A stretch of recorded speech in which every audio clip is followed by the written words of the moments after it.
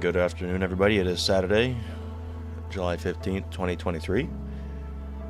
So apparently, they're not getting what they want with Walt Nauta, so they're going to try to convince someone else and pressure someone else to try to, quote, flip on Donald Trump, which seems kind of odd because I thought that they had everything all lined up, even before the indictments. Remember, we would always sort of taunt them a little bit. It was like, come on, if you have your case, go ahead and bring it. And what do? Alvin Bragg brings this case, and he doesn't actually have a case. He needs other things in order to make that happen. Same thing with E. Jean Carroll. They needed to have a one-time, one-year exception, and the people who pushed for that law change were the people directly involved in her lawsuit. Once again, having to manipulate something to go after him when they don't have a case. Same thing with the documents case. They didn't have a case because the documents were classified or not classified, and then they said it's irrelevant because it was national defense information. And now they're only focused really on the obstruction part. I think the willful retention part is not there as well. So now they have to have that he showed something classified to someone else, and they want that someone else probably to flip and say, yes, that was definitely classified. And they're not telling them what they want, so they're threatening them with charging them, is my guess. I mean, this could even be Margot Martin or somebody who might be responsible for recording the tape. They might say, well, you had the tape, and that tape describes classified information, therefore you might have been charged with possession. I don't know, who knows? Who the fuck knows at this point? But why are you continuing? And this isn't a new documents case. This is the Mar-a-Lago probe. This isn't the Bedminster one. This is the Mar-a-Lago one. So why would you have to continue down that path? I thought you had everything. You want to, and this is, I think, why they wanted to go to trial right away, because they were trying to get people to flip, or Walt Nauta to flip. They thought if they just rushed this thing that they could keep the public's attention on it, and they can't. So what do? They have to continue to just make shit up. So we'll see what they're talking about today in that vein. All right, first off, let me go ahead and say thank you to Ben Q lurking over there on the foxhole with the cookie. Much appreciated. We got Quintessent over there with the can. Cheers. P&W Sasquatch with the can as well with the message, have a great weekend. I think we will. And Paul Thaddeus with the cookie with the message, happy Saturday fam. Much appreciated there. Paul. All right, so let's get into our first video here. That was 3 days ago. 3 days. Yesterday. There we go.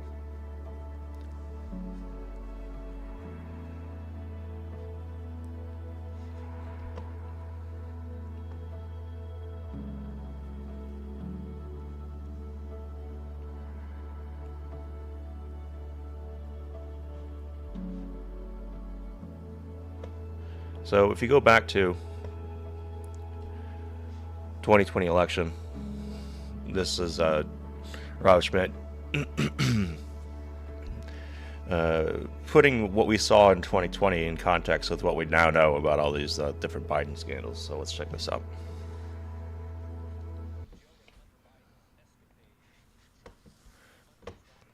Sorry. Got to turn that on. There we go. We have painted a very clear picture of Joe and Hunter Biden's escapades in China. Hunter's laptop, along with informant Gal Luft and Hunter's own business partners, Tony Bobulinski and Rob Walker, give us a very clear picture of a vice president working with his son to collect millions from Chinese communists for doing their bidding in the United States, and a Department of Justice simply looking the other way, far more concerned at the time with removing Donald Trump from power.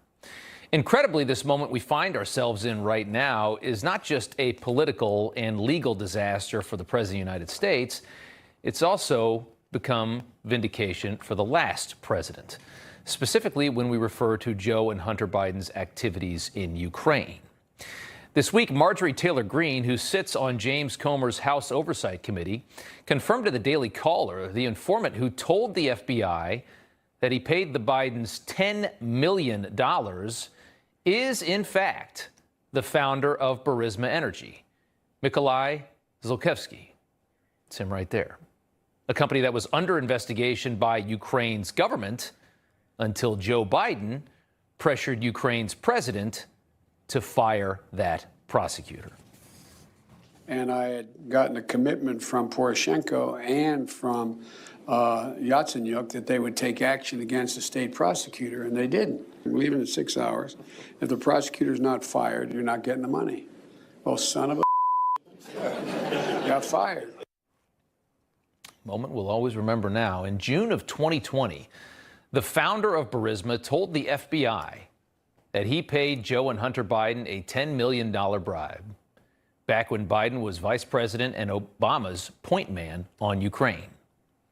And the FBI buried that report in June of 2020.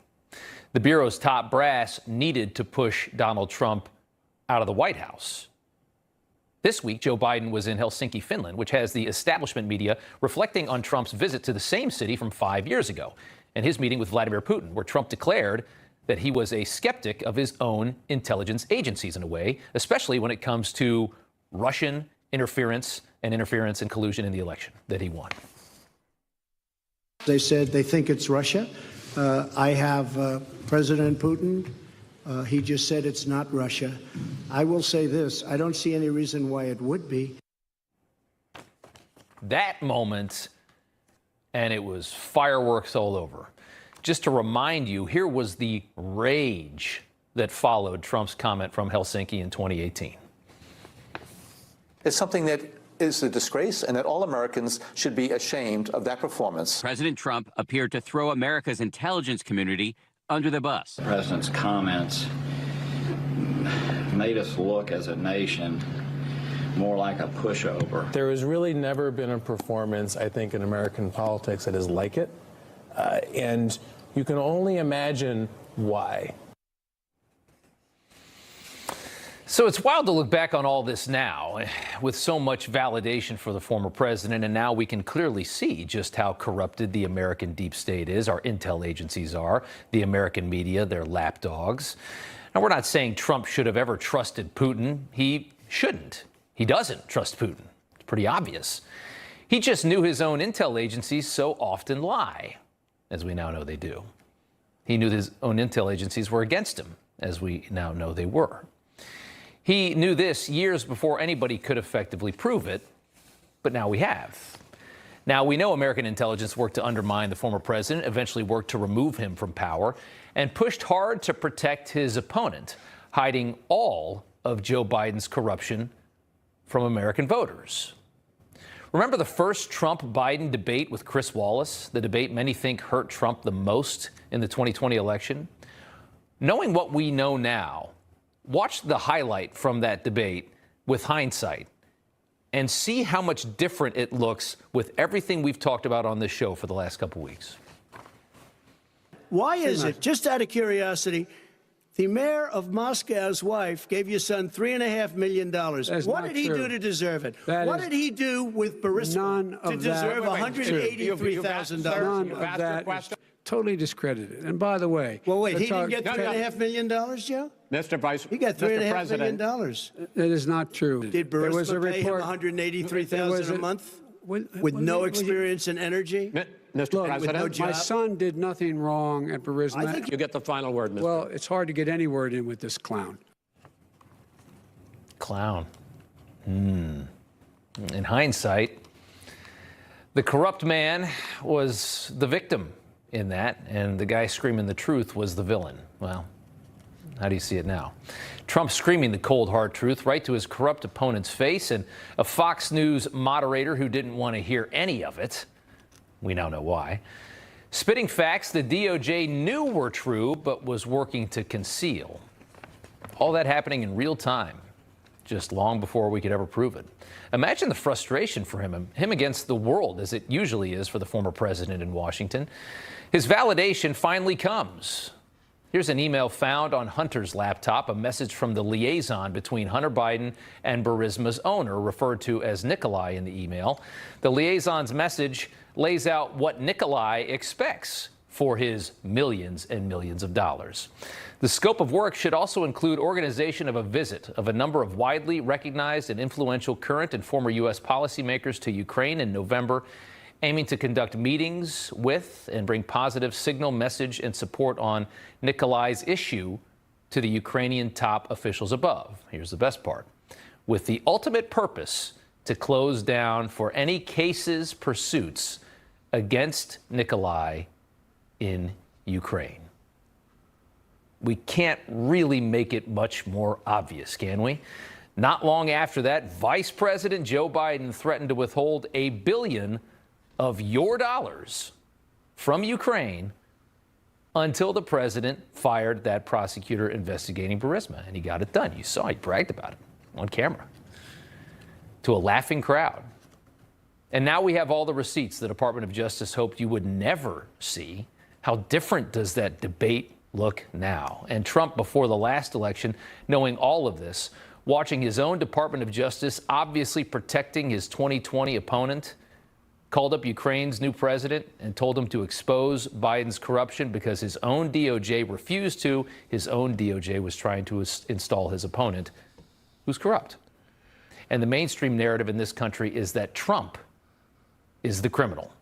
After everything we've laid out, Democrats in Congress impeached him for that phone call.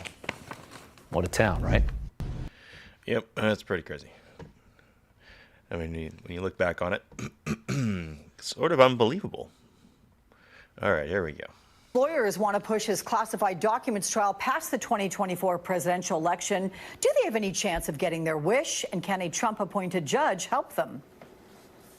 Let's go down to new developments in two big investigations involving Donald Trump. The first pretrial hearing in the classified documents case is now set for Tuesday, but Trump wants the entire trial put off until after the 2024 election, and Jack Smith's team is pushing back hard on that, using phrases like no basis in law or fact and borderline frivolous.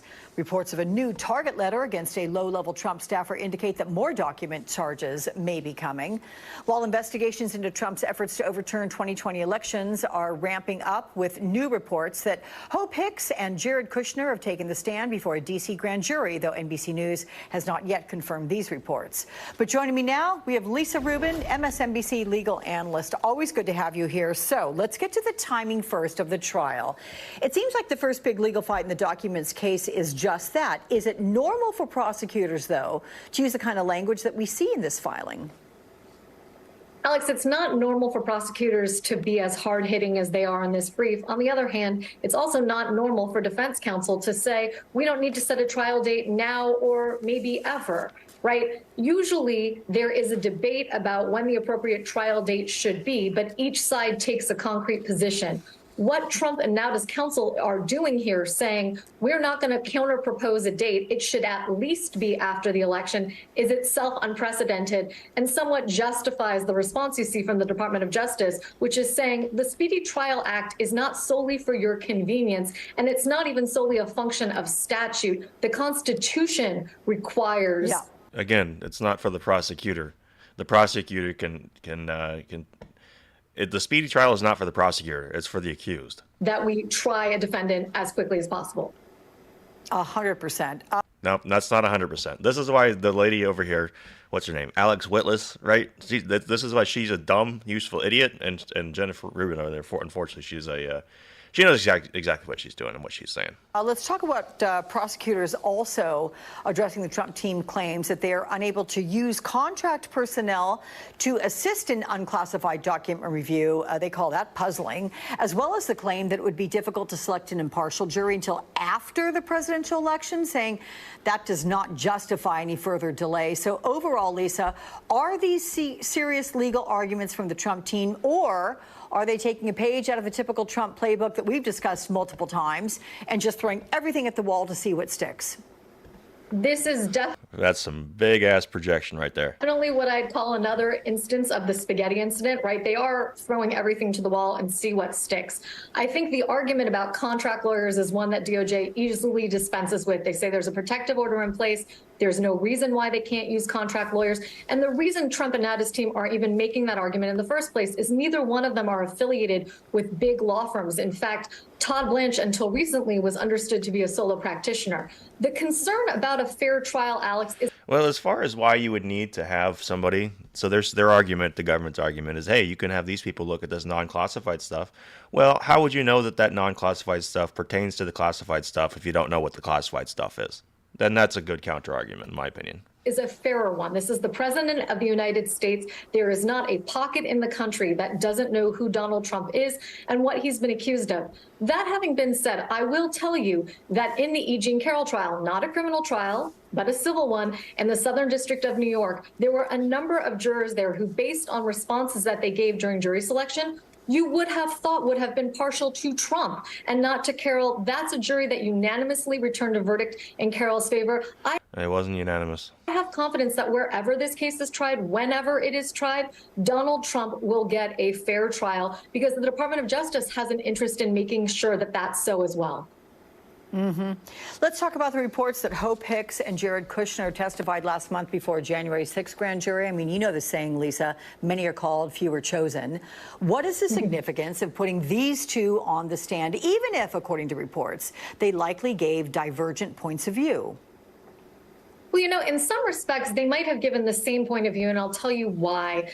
Both Jared and Hope are people who say that they genuinely believed that the president thought that he had won. Hope testified before the January 6th committee that she tried to talk the president out of it multiple times and eventually just stopped talking to him. She didn't even show up for work on January 6th because she was so disgusted with the way that things were going. And she had repeatedly tried to dissuade him from continuing down the path that he was on. And he basically would say to people in meetings, Hope doesn't believe in me. Hope doesn't believe in this stuff.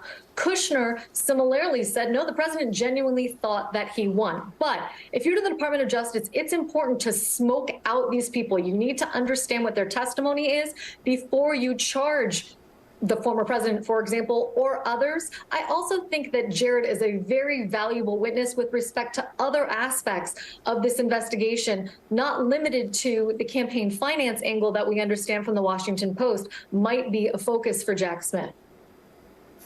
Okay. Lisa Rubin, as always, good to see you. We'll see you again soon. All Republicans, they have made a lot of noise during a hearing with FBI Director Christopher Wray, but it is the theme Democrats struck that you may not have heard, but you're going to want to. Former FBI counterintelligence agent Peter Strzok joins me to assess what happened. The GOP assault on the I just want to hear what the premise is. I don't have any interest in listening to Peter Strzok. FBI remains in who blocked me on Twitter, by the way. Full force this weekend, with former President Trump now weighing in on Director Christopher Wray. In a new interview set to air Sunday, Trump blames Christie for the Wray hiring. This on the heels of Wray being forced to push back on GOP claims of politicization within the agency during a Capitol hearing. Give me a sense of what the real impact is inside the agency as it is facing allegations of bias. Just think of that question and who she's asking the question, to whom she's asking the question. That's just absolutely hilarious. Hilarious. Okay, let's see what's up next here. Why do I feel like I already need a palate cleanser? It's like me reaching for a cigarette or something like that. I don't smoke, but let's go over to this. Witness X. America's going to get to see who Witness X is. And I think that both witnesses are going to have a wealth of information that they're going to be able to share with the House Oversight Committee. We have bank records. We have bank violations. We have very specific tax questions to ask these whistleblowers. And that was James Comer, House Oversight Committee Chairman, giving a powerful preview of what he claims will be stunning testimony from two IRS whistleblowers who will testify publicly for the world to see next week. This testimony is expected to be blockbuster. And joining us now is former acting attorney general, and he's also legal board member for America First, Matt Whitaker.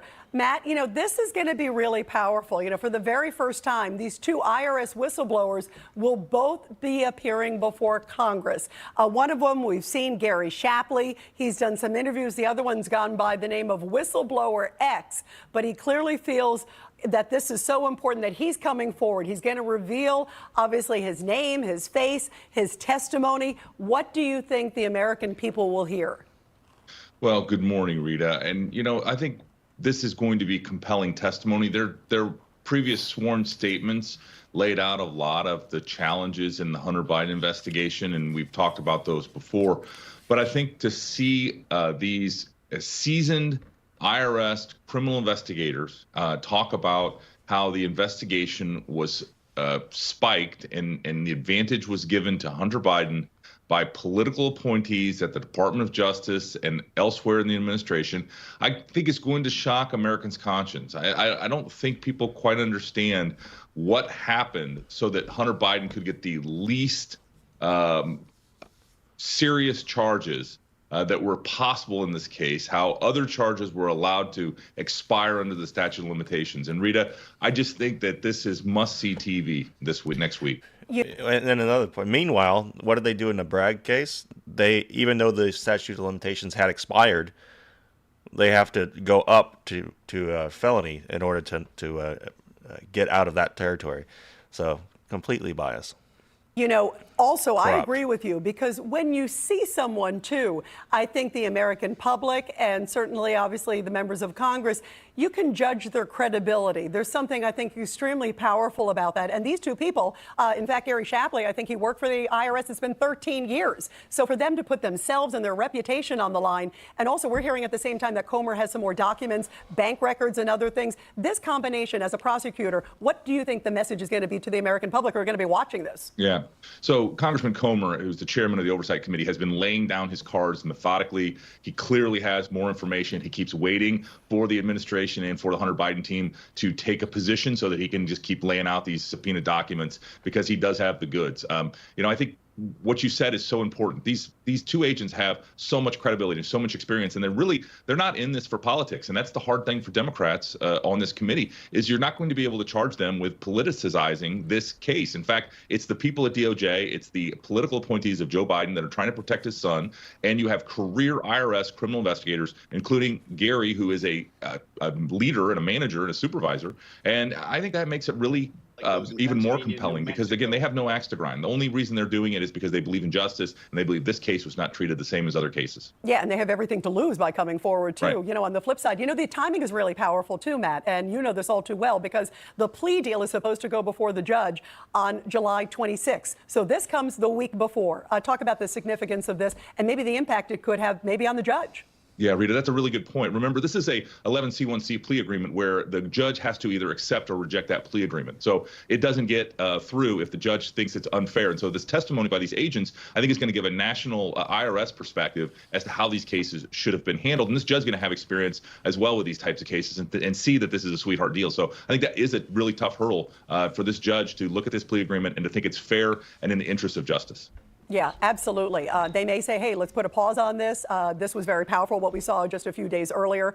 Certainly, the judge is going to see it. I mean, it's going to be everywhere. I want to switch gears with you, too, Matt, and I want to talk with you about the Secret Service, because they announced that they're ending their investigation into the cocaine discovered at the White House. Now, they claim that they were unable to recover any DNA, any fingerprints, that there was no surveillance footage, no video, nothing.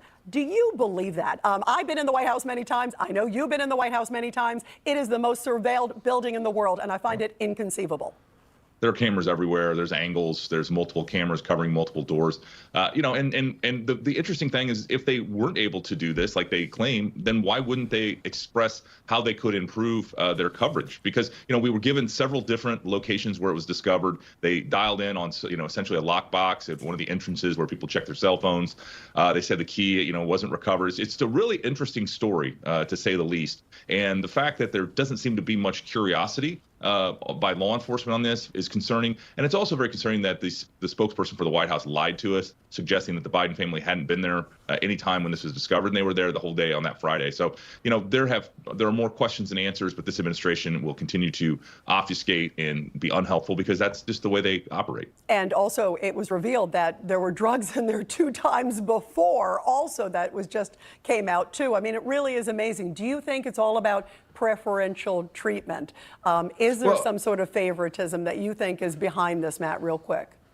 Yeah, Rita, it's hard to know. We just they won't give us any facts, and so we're left to wildly speculate, which I'm not, really in a way to do, because some of these things require facts to apply it. But obviously, there's one former cocaine addict in the White House that's been residing there, and so you can't rule him out as a suspect for certain.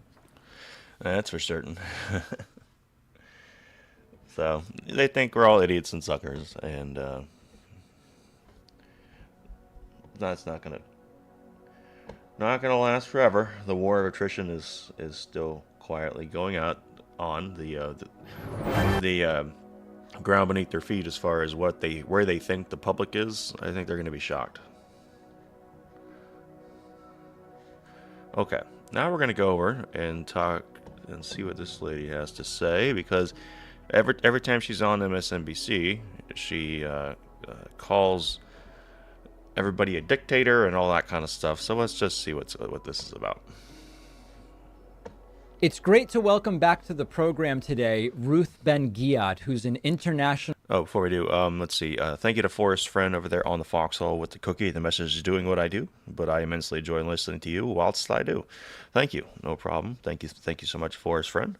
Thank you to Just Jim with the 188 gold pills. The message, Happy Saturday Pinata, to get the 888 on the gold pills. Much appreciated. Thank you also to Sly Park with the can. Much appreciated over there on the Foxhole. So here we go. Authoritarian lady. Nationally acclaimed historian, speaker, political commentator. She's a professor of history and Italian studies at New York University, and also author of the book Strong Men, Mussolini to the Present. Ruth, so great to have you back on. I appreciate it. Yeah, it's nice to be back again. So last time we had you on, it was after the 2020 election, but before the January 6th attempt at a person who didn't win becoming president of the United States, which is quite an authoritarian thing to do. One of the things that I've been thinking about as the 2024 campaign gets going is that both Donald Trump and Ron DeSantis are putting forth significantly authoritarian ideas that many of their followers seem to support, although I don't know that many of their followers would actually identify as authoritarians. I'll give you a couple of examples. Of course. Well, the obvious answer is that you're making all this shit up, and they're really not authoritarian, and you're exaggerating for, propaganda purposes. So I'm just going to put that out there. Of course, Trump trying to steal an election he didn't win and stay in power would be high on that list. But also the idea that the government could tell Twitter, you have to publish COVID misinformation rather than letting... No. It's that you're not going to take down COVID misinformation, as you call it, because the person who gets to decide is each individual person. Not you, not them. It's just completely twisted at 180 degrees, just like normal, just like mainstream news media. Twitter decide what they do or don't want to publish. The rhetoric related to NATO that we've heard from Donald Trump. 6-week abortion bans in Florida, telling women what they can or can't do in consultation with their doctors, instead politicians telling them what to do.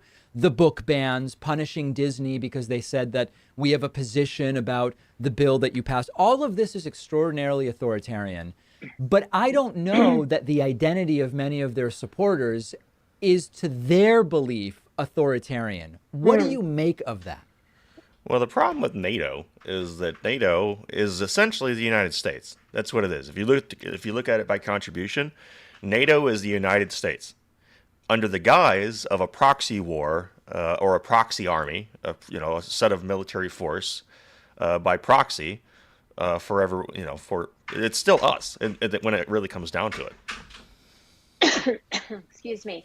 That is a great question because one of the things that the Republican Party has been, and not just the party, the whole Republican media ecosystem has been very successful at, is presenting unfreedom as freedom. So Unfreedom. Ron DeSantis says, Florida's the place for freedom. I'm a freedom defender. Donald Trump and his cronies have actually managed, with the help of former Fox host Tucker Carlson and others, to turn January 6th, which I see as a violent coup attempt, into a patriotic act, so that the thugs who, bashed in the heads. No one is defending the rioters. No one has really defended them. I think that, I don't know if you guys saw, Vivek Vaswamy, whatever the guy's name is, he had a pretty good point as far as what was our mindset of in 2020 leading up until this all of the essentially the rigged election. We were just told we were being we were saying, with the misinformation, or being banned, shadow banned, where people are losing their businesses there, and it was clear that Biden was going to continue all of those things, right, and did do all of those things, continued it on. So it was increasingly bleak after the summer of Floyd, and then we saw them essentially with the mail-in voting. We knew it was coming. So it's there's a reason why people were upset enough to be triggered in that way, in that particular way, and I think that that's a proper use of that. It was a flashpoint, and I think that they knew that, which is why they left the Capitol woefully unprotected, and including the agitators that were there, that essentially made this thing happen. Of Capitol police officers are now in jail. They are now, quote, political prisoners, people who are unjustly being, punished by a tyrannical government. So that discourse. When you take a lady that has cancer who just walked through the Capitol and then left, and it wasn't violent, and you throw her in jail for 2 months, yes, that's being overly, for misdemeanors, by the way, that's being overly aggressive, yes. Unfortunately, is bad. And then you turn her into a propaganda tool and a prop and make her go on CNN for a struggle session. Yes, that's being overly authoritarian, which is what you're saying that Trump was doing. Bullshit. That's what you're advocating for. News, because Mussolini was the first to say that fascism is freedom and democracy is. Has someone said that fascism is freedom? So if you says the word freedom, you just hear the word fascism. So that seems to be you have a mental disorder, and you need to seek some help. Tyranny, and Putin says it, and Orban says it, and now. Did Donald Trump say it? Of course, the GOP is connected to these trends and parties. In what way? You're just saying they're connected to it. You're almost getting to what's that lady in the pink shirt from yesterday that talked for 3 minutes and said nothing. Is it too? So you're right that the people who are approving of this brutish, attempt to there's no remorse about January 6th. They approve. Do you have remorse about the summer of Floyd? No. Approve of DeSantis' clear authoritarian moves on business, on gay rights, everything else. They think they're defending freedom. But they're not. What do you make in actuality? Okay. Of the idea that Donald Trump has put out a bunch of times now about executing drug dealers? There was this incredible moment during his interview with Bret Baier where Trump actually talked about, I believe it was Alice Johnson, a particular individual whose sentence he commuted or pardoned, as if that was a great thing. And Bret Baier pointed out, well, under your new idea, she would have been killed. And Trump was like visibly confused because it was like, oh, yeah, that kind of is true. What do you make of this idea? This is right out of the authoritarian playbook. Many authoritarians have executed drug dealers, but Trump has also praised the Chinese criminal justice system because it can have swift executions of drug dealers and others.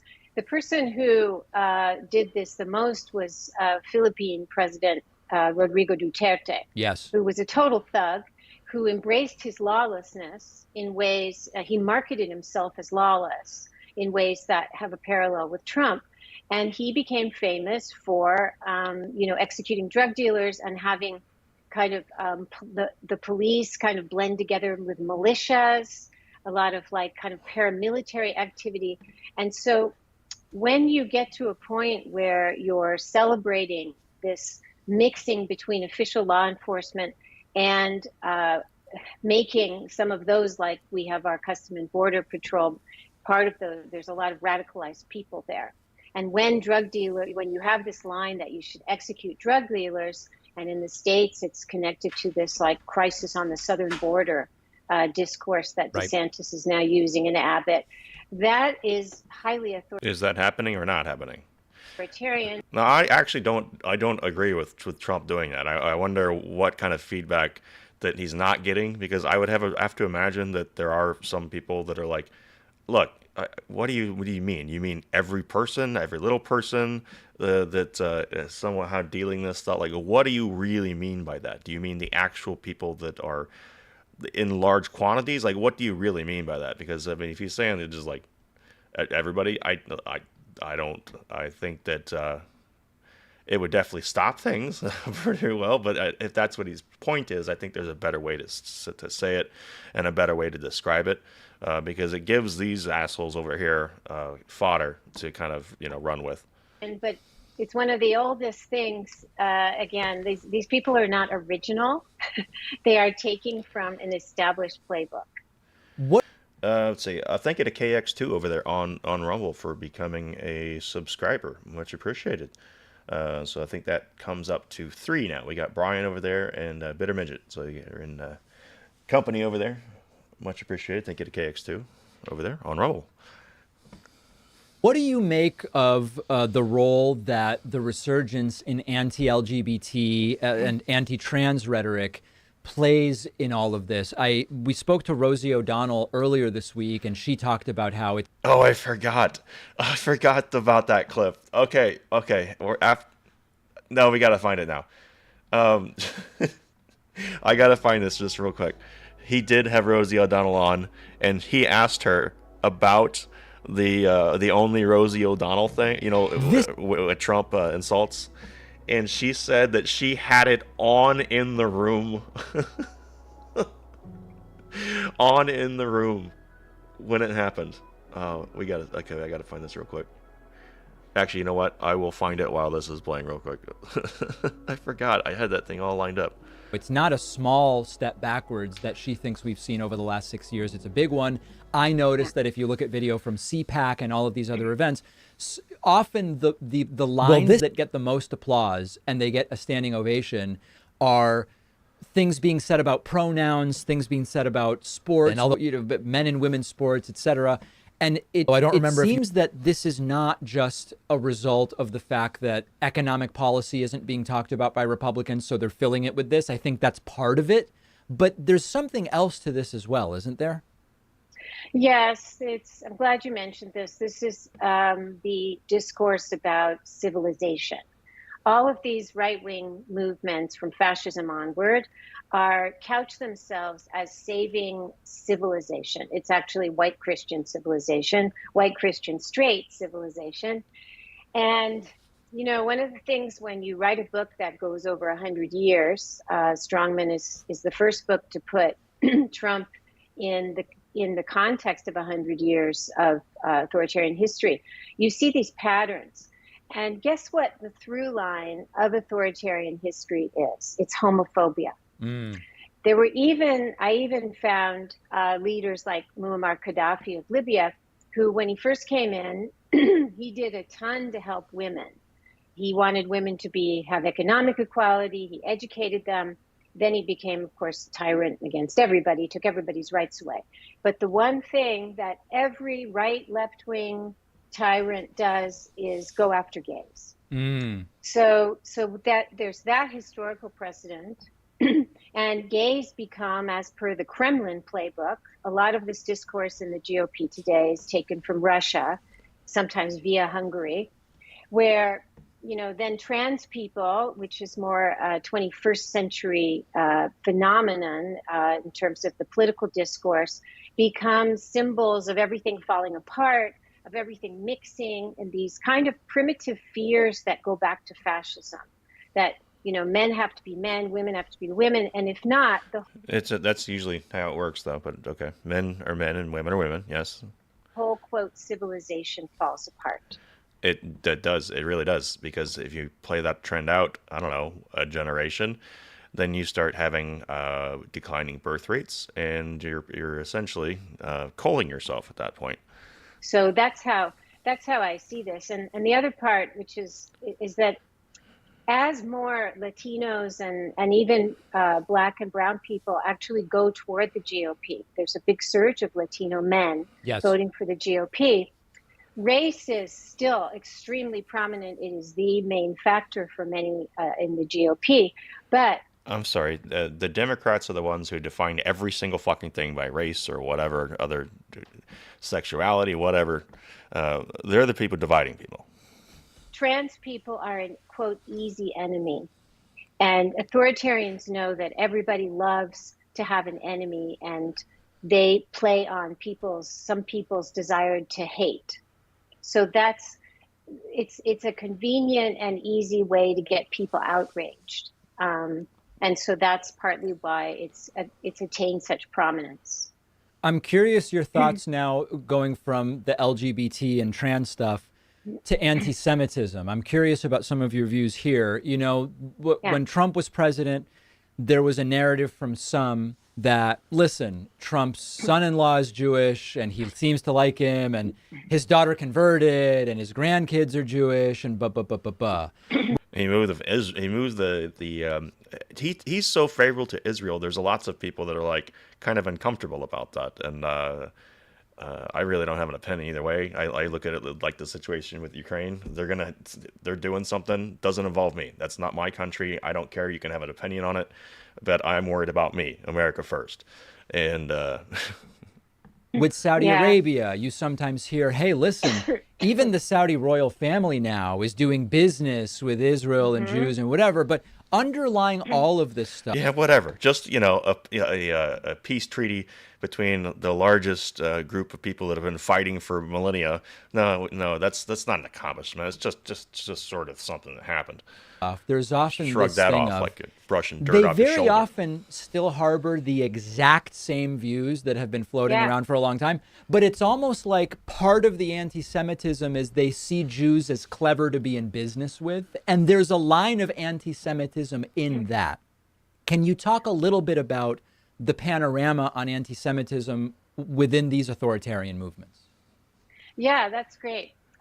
First of all, it's good you brought up this BS about, Trump can't possibly be anti-Semitic because, his daughter married an Orthodox Jew and converted.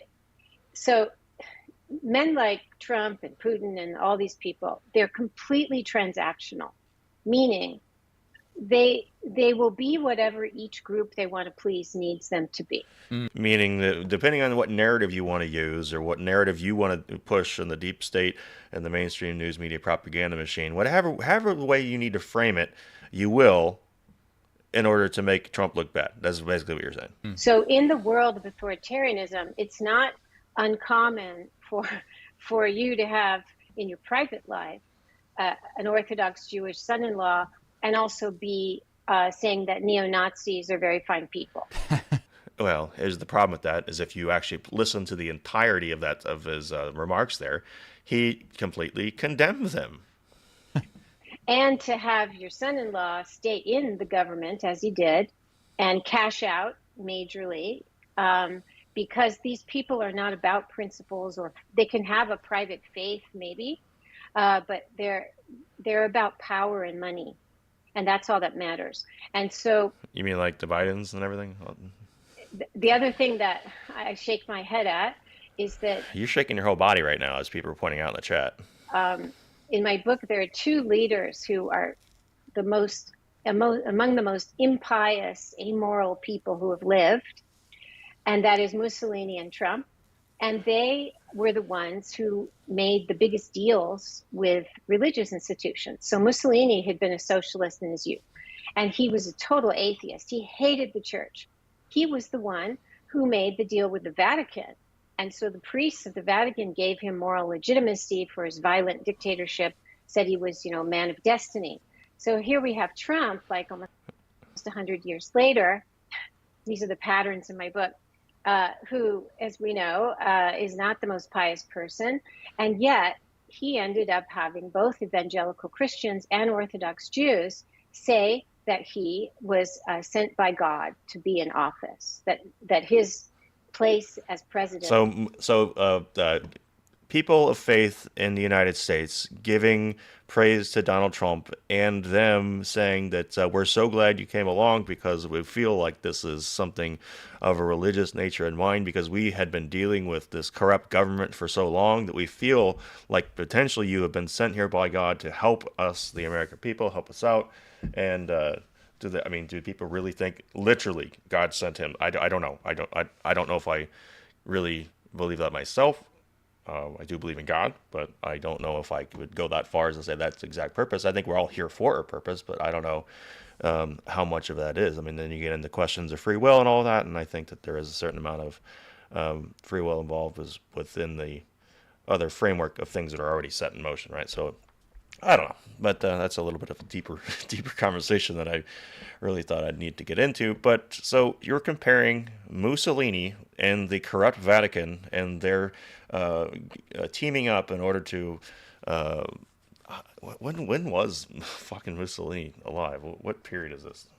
Mussolini, Benito Mussolini. That was the dictator of Italy in 1922. So this is, what is this? In office. So this is post World War One. So post World War One, you're comparing this to Trump. Okay. Was the will of God. And that's, to pull that off, you have to have a very transactional view of religion. So that part of anti-Semitism. So Mussolini and the church have an actual, like, on paper type of agreement, or at least a backroom deal agreement. But then how is that even close to what you're talking about here? So people said a thing, and then Trump just, what's his transactional part of this? He just says, okay, thank you. How is that the same thing?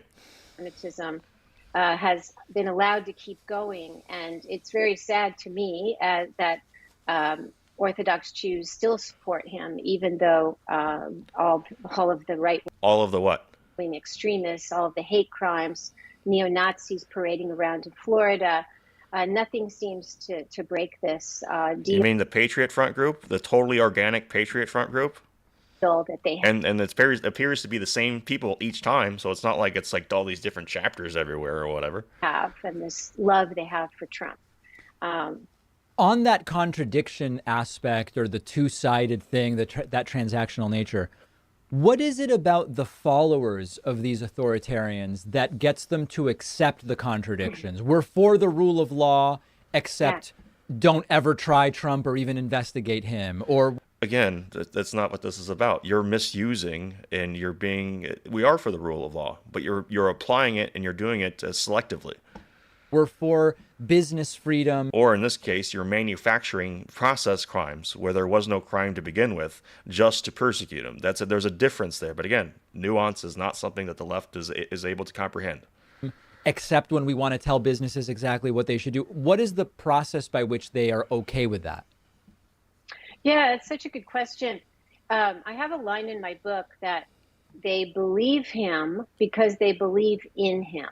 And the thing about these leaders, and it's all the more striking when it happens in democracy, what Trump pulled off in a pluralistic society, a democracy with an open media environment, is extraordinary.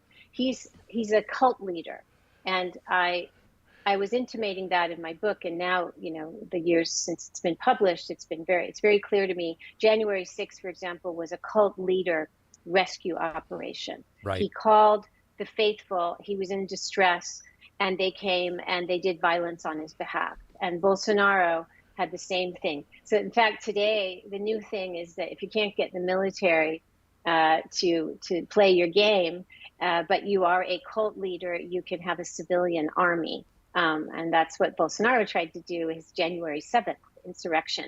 But the nature of the bonds of the followers to people like Trump are not the same as even the most adoring people who might, even back when, let's say, JFK or other kinds of democratic presidents, democratic with a small d. Trump, from the very beginning, if you recall, one of his first things he did was when he started having his rallies, he had his followers do a loyalty oath. Yeah. And so loyalty and believing whatever he says is in their interest. That's how he started off. And even today, he's got this Does anyone know what she's talking about? A loyalty oath? I have no idea what she's talking about. thing where he's a victim. And they have to, and it makes all of them. Mussolini was a victim. Hitler said he was a victim. And what this does is that, so they're not just the defender of the nation, the savior, they're the victim. And it makes the followers feel very protective of them. So you get people, So you're saying that you're not doing that right now on the left. You're saying that you're getting rid of affirmative action, or you're getting rid of you have the Don't Say Gay bill. You're creating that. Then these people are now being victimized, and you use that victimization as a cudgel in order to enact a lot of shit socially. Cultural changes and cultural shifts in essentially corrupting the morality of the public by using that victimhood type of thing. I mean, the whole Summer of Floyd was based upon that victim type of stance, when clearly the guy overdosed on fentanyl. Clearly. He asked to be let out of the damn car and laid down and proceeded to OD. quotes from people who are, at Trump rallies, and they'll say, he's been through so much. We have to be here for him. And they don't know, or eventually they'll figure it out, because they always do in Figure out what? history, that he's just using them. But it's very hard to break. Look, if he was just using us, he wouldn't have run in 2024. I'll just say that. Those bonds. And January 6th did not succeed. Even Republicans who often are very pro-police, even that didn't really break the bond, which is very interesting and sad. It's yeah, very interesting and sad. Okay, enough of that. I think we've earned ourselves a palate cleanser, but first, here's this thing. So apparently, I apologize for whatever's about to be on your screen. I have no idea if this is a dog or a human or what this is, a dog person. I have no fucking clue what this is. It's purporting to be Rosie O'Donnell, whatever the fuck that means. Sounds really kind of alien to me. So here we go. She was here you go. Here, just watch it. Just check this out. 90s, so it's good. Listen, to start with, where were you when in the 2016 primaries Trump starts insulting you? Did you see that live, or did someone tell you Trump's talking about you right now? Well, it really started in 2007 when I was on The View. And he, went on like a 10-year or an 8-year tirade and went on all the shows. I think he was very shocked that someone said the truth about him on mainstream media, and he was determined to try to destroy, my credibility or my, my who I am as a person by doing these barrage of insults. But I think the one you're talking about was with Megyn Kelly when she was yes. And he said, you call women cows and pigs and slobs. And he says, no, only Rosie O'Donnell. Right. I was watching it live. You were watching it live. And my kids were in the room with me. And they said, Mom, what, did he just say you? I go, yes, he did. And he's not only insulting me, he's insulting any woman that he doesn't think lives up to his standards of what a woman is. And that's the kind of person that this man is, and why he's a danger to the world. And I knew that innately from when I was... All right, enough of that. I just think that's hilarious that she saw it live and she saw it happen and probably was cursing at the TV probably. Anyway. All right, here we go. I think we've definitely earned our palate cleanser. After that, jeez. All right, so here we go. JP.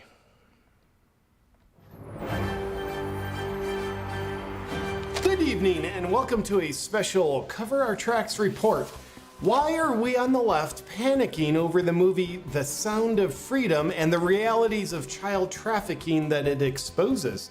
Why are Rolling Stone, the Washington Post, CNN, and other trusted outlets smearing the movie and creating a narrative that is fueled by crazy conspiracy theories? Well, in doing so, we realize it looks like we're trying to convince people that child trafficking isn't a problem at all in order to protect vile predators. And that kind of makes it seem like we have some kind of vested interest in child trafficking, almost like we support it. So tonight we'll be covering our tracks by telling you why Sound of Freedom deserves to be bashed and why we're not guilty of doing what we're actually doing. Starting with the facts. Sound of Freedom is based on the life of Tim Ballard, founder of Operation Underground Railroad that sets up sting operations to rescue children from sex trafficking while putting predators in jail. To date, they've rescued over 7,000 children and helped to make over 6,500 arrests of predators. Pretty impressive statistics considering child trafficking doesn't exist. Now to the movie. Released on the 4th of July, Sound of Freedom has come out of the gate as the #1 movie in the country, beating out Indiana Jones that was backed by a mega budget of $300 million. Sound of Freedom was only backed by a budget of truth, and its success suggests that truth spreads and wins based on its own merit. But we believe the truth is worth less than money, and the reality that Sound of Freedom exposes isn't truth you can trust. That's why we're here to feed you lies that you can trust. Now, listen closely because the brainwashing is about to begin. Our working narrative that we're aggressively smearing the movie with is that it's based on QAnon-fueled conspiracy theories. Let's hear more. The now definitely not complicit in child trafficking Washington Post calls Sound of Freedom a QAnon-adjacent thriller seducing America. Seducing America into what? Not caring about and being willing to stop the heinous abuse of children by the most vile predators on the planet? Yeah, trying to trick Americans into that isn't good for their interests. The Washington Post tries to discredit the film further by discrediting Operation Underground Railroad itself, by proudly stating that Glenn Kessler, the Washington Post fact checker who has yet to find a single fact but keeps trying, found no evidence of Tim Ballard's claim that 10,000 children are smuggled into the US each year for sex trafficking. You're doing God's work, Glenn, and also doing a great job of not finding what you're not looking for. The trusted news outlet also shares that in 2020, Vice News investigated Operation Underground Railroad, and though they found no falsehoods in their rescue claims, they did conclude that they have a pattern of image burnishing and mythology building, a series of exaggerations that are, in the aggregate, quite misleading. Provable facts and experiences are at the top of the list for things that are quite misleading. This just in! Just so you know, Vice News is now owned by George Soros, so feel free to do the math on why they're helping out society by helping protect traffickers. And the Washington Post hits a home run when they say, but the movie has nevertheless been promoted on QAnon message boards, and some accuse it of playing into the movement, which is based on the false belief that a highly organized network of global elites are kidnapping children, having sex with them, and harvesting their blood. Again, this is a false belief. Trust the Washington Post. Nothing like that happens. It's crazy. So ISIS, when they rolled in and they took advantage and took all the minority religious children, Christian Yazidis, the same thing's happening in Africa, and they're setting up these like baby factories where they'll impregnate women and make the babies just to sell their body parts. One little boy in particular, who that was happening to him, he was kidnapped actually at 4 or 5 years old until he was 12, and they would just slowly suck like the spinal fluid, and they would sell it. This is a witch doctrine kind of satanic ritual stuff where they sell the blood and people like drink it and think they're being empowered. And it's a real thing. And this kid had lost all use of, by the time he was 11 years old, he looked like he was 7, and he couldn't use his limbs. And we were able to get him to a doctor in Salt Lake at the Children's Shriners Hospital. Again, completely false belief according to the Washington Post. And we'd like to thank the Washington Post for speaking out against people who are speaking out, let alone rescuing children who are being trafficked and having their blood harvested. Because after all, Blood harvesting isn't a problem, but people raising awareness about it is a problem. And luckily, we're here to help eliminate that problem. Next up, Rolling Stone got on board the being willing to appear to be protecting child predators train in order to do God's work of silencing dangerous misinformation that wouldn't be dangerous even if it was misinformation. According to Rolling Stone, Sound of Freedom is a superhero movie for dads with brainworms. And in their own subtitle, they say, the QAnon-tinged thriller about child trafficking is designed to appeal to the conscience of a conspiracy-addled boomer. They go on to call the film a call to action in an imagined global war against sexual predators. Now, we can't stress enough how much Rolling Stone wants you to believe that child trafficking is just something imagined. And it's awfully good of them to put so much effort into trying to get you to believe so, isn't it? And just something to preferably not think about, outlets like Washington Post and Rolling Stone had fiercely labeled what are now provably true facts as conspiracies, like Hunter Biden's laptop, the lab leak, and side effects. And also don't consider that now that those occurrences have proven to be true, these outlets are still calling them conspiracy theories. So you should have plenty of confidence in trusting them when they label another provably true phenomenon, child trafficking, as a conspiracy theory. And if you don't trust them, then you must have brainworms or something. Does ivermectin work against brainworms? What's Mel Gibson have to say? One of the most disturbing problems in our world today is human trafficking, and particularly the trafficking of children. Now, the first step in eradicating this crime is awareness. Go see Sound of Freedom. Correction, Mel Gibson. The most disturbing problem in our world today is awareness about trafficking, and we must eradicate awareness. And we'd like to thank CNN, Washington Post, and Rolling Stone for their efforts to eradicate awareness about trafficking. We see you and will never forget what you're doing. In conclusion, why is the left panicking over the reality that Sound of Freedom exposes? Well, we'll let you decide with this multiple choice quiz. A, climate change is causing them to do it. B, they want to create a safe space for dangerous people. Or C, they're scum who are protecting predators. Weird that 83% of people so far think it's because they're scum who are protecting predators.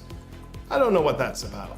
That's it for our special Cover Our Tracks report, so you don't think any further into why we on the left are bashing Sound of Freedom and so desperately trying to discount its message. The truth shall set you free, so we'll continue trying to hide the truth from you so you won't be free. Because we care about you. Trust us. Good night. Hey, this is Jimmy. Who's this? This is Senator Tommy Tuberville. Hi. Oh, hello, Senator. I was given this phone number to call. Is this the correct number that I've dialed? Did you mean to call the Jimmy Dore Show? I do not know. Okay, well, let's just assume you have the right number. What are you calling about, Senator? Well, Jimmy, this is Tommy Tuberville. Jimmy, I wanted to call and tell whoever was on the line that I continue to clarify my statements about white nationalists. I'm not a racist. I see. What statements? Now, when I play this because I think I don't know if he was meaning to do this or not, but the way that they co-opt language, they try to say that if you have a Make America Great Again opinion of how what your outlook of how we should do this, or America First opinion, they call you a nationalist. Now, if you happen to be white, they call you a white nationalist, and then they have, because previous white supremacist groups have used that, the ADL is saying, as a euphemism, as a softer version of what they actually believe, then that they just say that anyone that basically is America First literally then becomes, according to the way that they define these words in this grouping of words, as being like, Nazis or whatever they want to say, right? Fascists, right? And so I don't know if that's what he intended. I don't think so, but maybe he really didn't understand that. I don't know, but I understand. It's like if you give them any words, you give them an inch on anything, where's the line? There is no line anymore. Well, you see, the other day I went on CNN. Do you know CNN? Yeah. I went on CNN, and this old gal, Caitlin Collins, this little baby girl, brought up some old things I said on a radio station about white nationalists, and she asked me to clarify. Okay. So I went on to say that I'm totally against racism, and that I know I don't want racists in our military. I don't want nothing to do with them. But to me, a white nationalist is just an American, unless he's racist, in which case I don't want nothing to do with him. But that's just what a white nationalist is, a racist, by definition. Okay, I know that now. I know. You can quit yelling. Everybody's been yelling at Tommy Tuberville. I know what a racist is, and race is bad, but I literally didn't know the meaning of white nationalist. I was thinking it meant, patriotic American who's white, which to me ain't a bad guy. But now I see I was wrong. People came to me and said, Tommy Tuberville, no. And it means white supremacist. And I didn't know that, but now I do. So I have been backtracking those statements. How is it even possible that you didn't know that a white nationalist meant white supremacist? Because I am dumb. What? Does that just not occur to anybody? That a guy from Alabama might just be dumb and not understand the connotation of nationals being used in a given phrase. I mean, listen to my conversation with that little baby girl on CNN. It doesn't make sense unless I clearly don't understand what that phrase means. I kept saying I hate racism and I don't want racists in the army. Okay. Don't get me wrong, I am a rat. Here's where the politics comes in of the Impressionist and Jimmy Dore show in general, of the progressive policies that they have. So here's where their progressive stuff leads through. Bastard far-right Christian fuckhead with prehistoric views on women's rights, but my crime here is being dumb as a post, not being racist. Well, okay then. Do you believe me?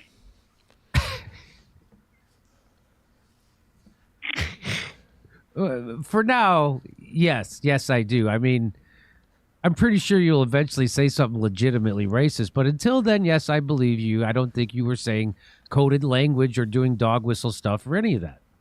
Absolutely not. No way. I don't think you're even mentally sophisticated enough to do that. Thank you.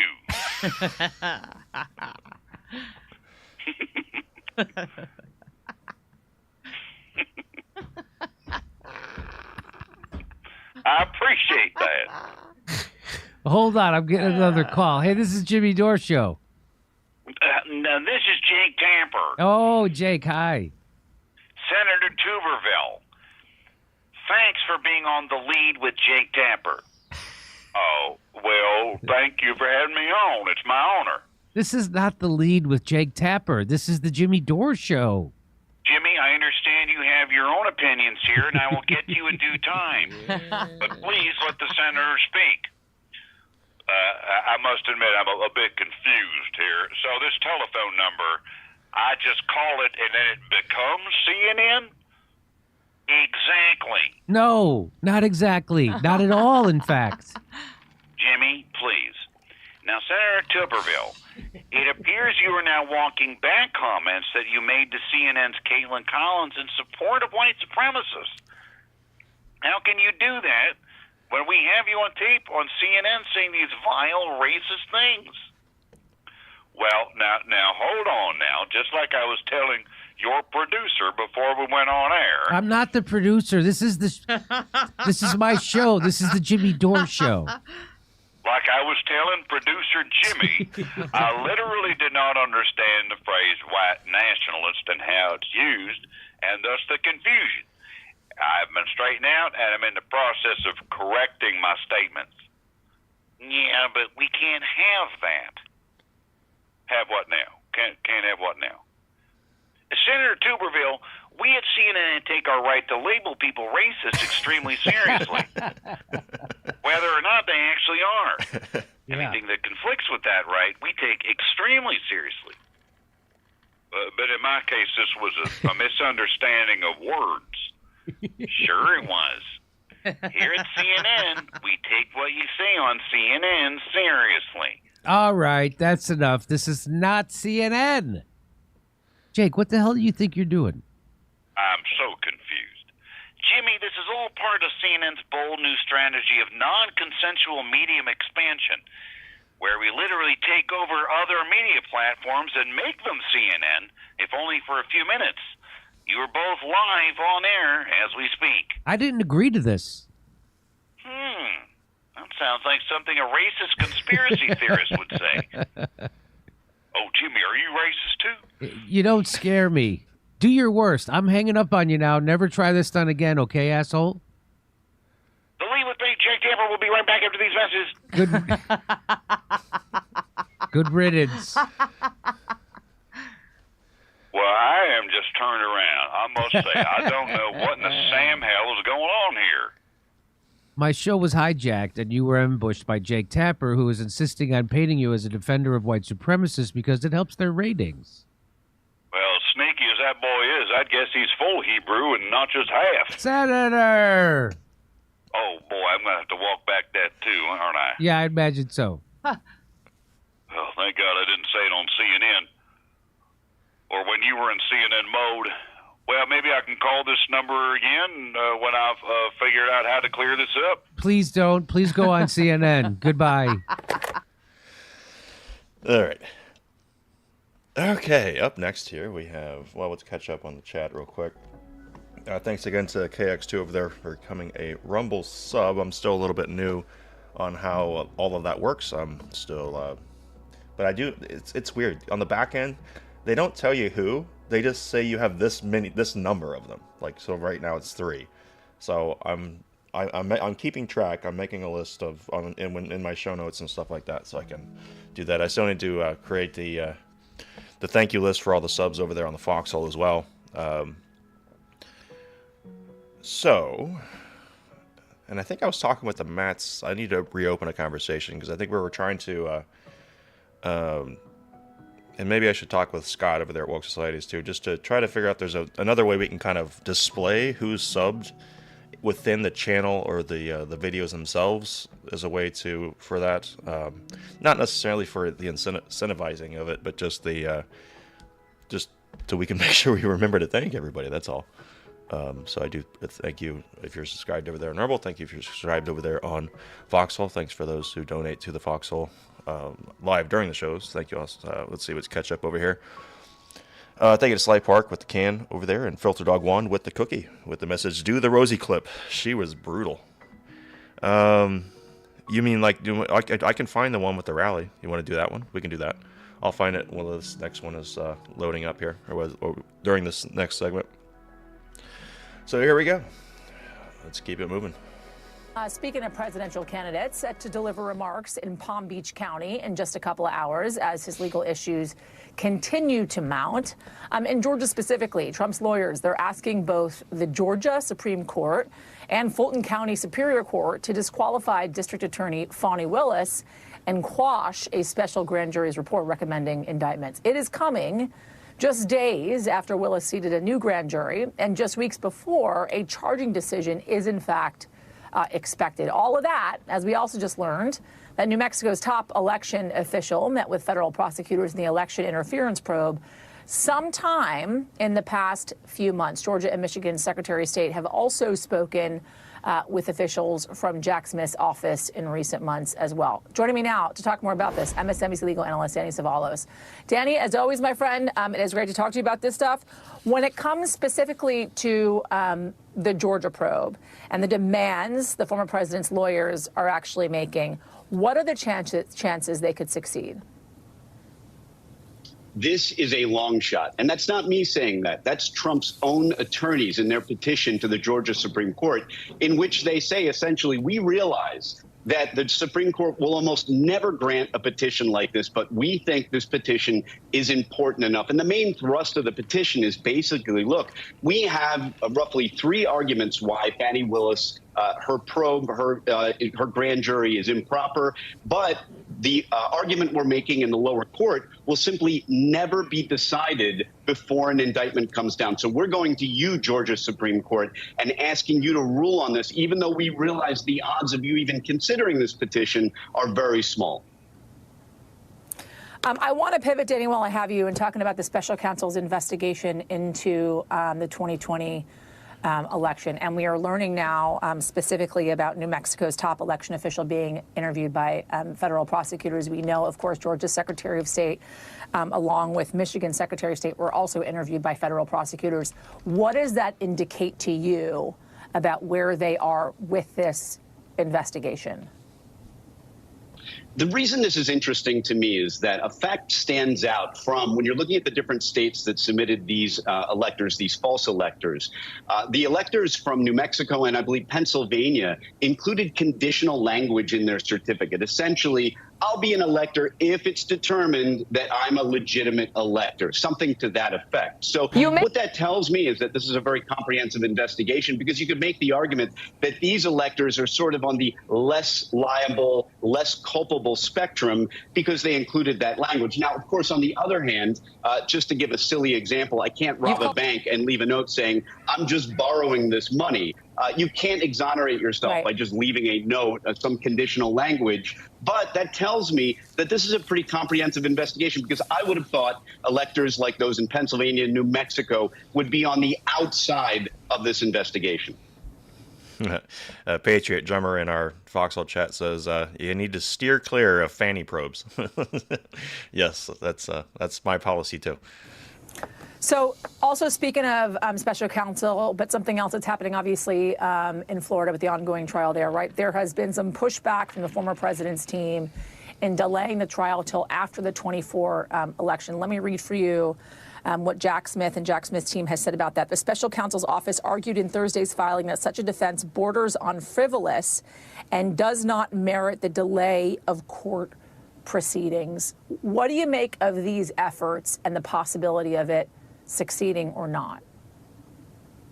I think the government has some good technical arguments. For example, they are right that the defense simply can't ask for an indefinite delay. The statute, the Speedy Trial Act, requires a court to set a date certain. Now, that date certain might be in 2024, but the judge does have to set a trial date. Normally in federal court, the parties may continue that date over and over again. I've done that plenty of times in federal court, but there has to be a date certain. That being said, technical arguments aside, and the government has some good ones, this is a case that involves the most significant criminal defendant in federal criminal history. It involves novel issues of law. There's never been a president or former president indicted. There are issues of... All right, so I've gone through almost everything in my pre-show prep at this point, because some of the stuff I do live during the show. They have completely dropped any of the Ray Epps stuff. They brought on the Ray Epps lawyer, and that's it. And then they're basically, it looks like they're going to be hands off. Law that relate directly to the president. For example, hint, the Presidential Records Act, it's got it in the title. There are a lot of complex issues, and in addition, there are documents that have to be handled in a sensitive manner. Now, the government says this is no problem, this is no reason for a delay. And I'll just say the irony of the Speedy Trial Act in a case like this is that it really protects the government when you think about it. Jack Smith indicted this case when he was good and ready and believed he could prove it beyond a reasonable doubt. They could go to trial tomorrow. The defense is playing catch up. They need the additional time. The government should just let them have it. I think the judge will end up letting them have it, but she will set a date certain, as I believe she has to. Well, they have to set a date, and this is where they're playing hard and loose with the facts, right? She has to set a date. I think she's probably just going to thank him, and that's it, so we'll leave that one there. They have to set a date, but then with a good, what Trump's lawyers were saying is that we can't tell you what the date is. We can't give you a date because we think it's beyond the election, and then essentially daring Jack Smith's side to, and I say Jack Smith's side because it's I don't want to say the U.S. government's side because we shouldn't have to say that, but unfortunately that's kind of where we are. the government has been weaponized against the citizenry. And so, but I think that the structure of it, the original intent or the original way, the mechanics that it was supposed to work, can work if you don't have corruption in there. But maybe there is another amendment that needs to be made towards handling that corruption. I think a lot of it is term limits. Other parts of it is transparency. We've seen that with the keeping things classified that shouldn't be classified, especially with the JFK Jr. files, or JFK Jr. I'm getting my Kennedys mixed up. We have RFK Jr. Okay. So, you guys heard about these people epoxying themselves to the runways and roadways, and essentially not understanding that they're about to lose their freaking digits in their freaking hands because of that stuff. I mean, just dumb. Like, can you imagine losing your hand because falling for propaganda? I mean, if some people fall for propaganda, they might ruin a relationship, but you still have both your hands. Like, I don't know. I get a little squeamish about that kind of stuff because I've almost lost some digits myself in my days, and so that kind of thing is like I kind of shudder a little bit, like, ugh. But anyway, but apparently Ryan Long is a little bit of a prophet in his own day. So he put this one out a while ago. This was like at least a year and a half ago, and he says, "I'm the original climate activist," and here he's pretending that he glued his hands to a pole. My name is Ryan Long, and I'm here at the North Carolina State Fair, where I've crazy glued my hands to this pole. My demands include no more use of oil. Hey, how's it going? Just doing a protest. Probably any second now, the press will arrive. Do you mind telling, like, the festival organizers that I crazy glued my hands to this? Kind of do have to piss. Do you want to see if they've stopped using any, or how it's... Do you know anyone in, like, any news outlets or anything like that? Yeah, I really don't know. If you see, like, you know, CNN or Huffington Post or whatever kicking around, do you mind telling them I've got a whole thing going on over here? Sounds good, we'll do. If you are going to use any rides, you probably should do it in the next 20 minutes, because once the protest starts working, they're going to shut everything down. You really think so? Are you sure you don't want to do the other poll? Because I feel like if we doubled the protest, it would probably help a lot. I don't have to glue my hands. I didn't want to have to do this. They left me sort of no choice, you know what I mean? How? You had a poll. Doing a protest. Protest? Also picking up these chicks, if you don't mind. Pal, you trying to steal the protest groupies? No. No more oil. You said you were going to do the other poll, no? No, I did not. Well, the camera guy has the crazy clue if you want. So here's a bit of... My name is Ryan Long, and I'm here at the North Carolina... So here's a bit of disappointing news for everybody. It turns out that Donald Trump's lies about being, you know, politically targeted by Biden, that this whole indictment and ongoing investigations, they're nothing more than election interference. According to the latest polls, it might actually be working. Because the latest polls show us that 24% of Republicans have now said they're actually more likely to vote for Donald Trump after he was indicted on 37 counts in the documents case.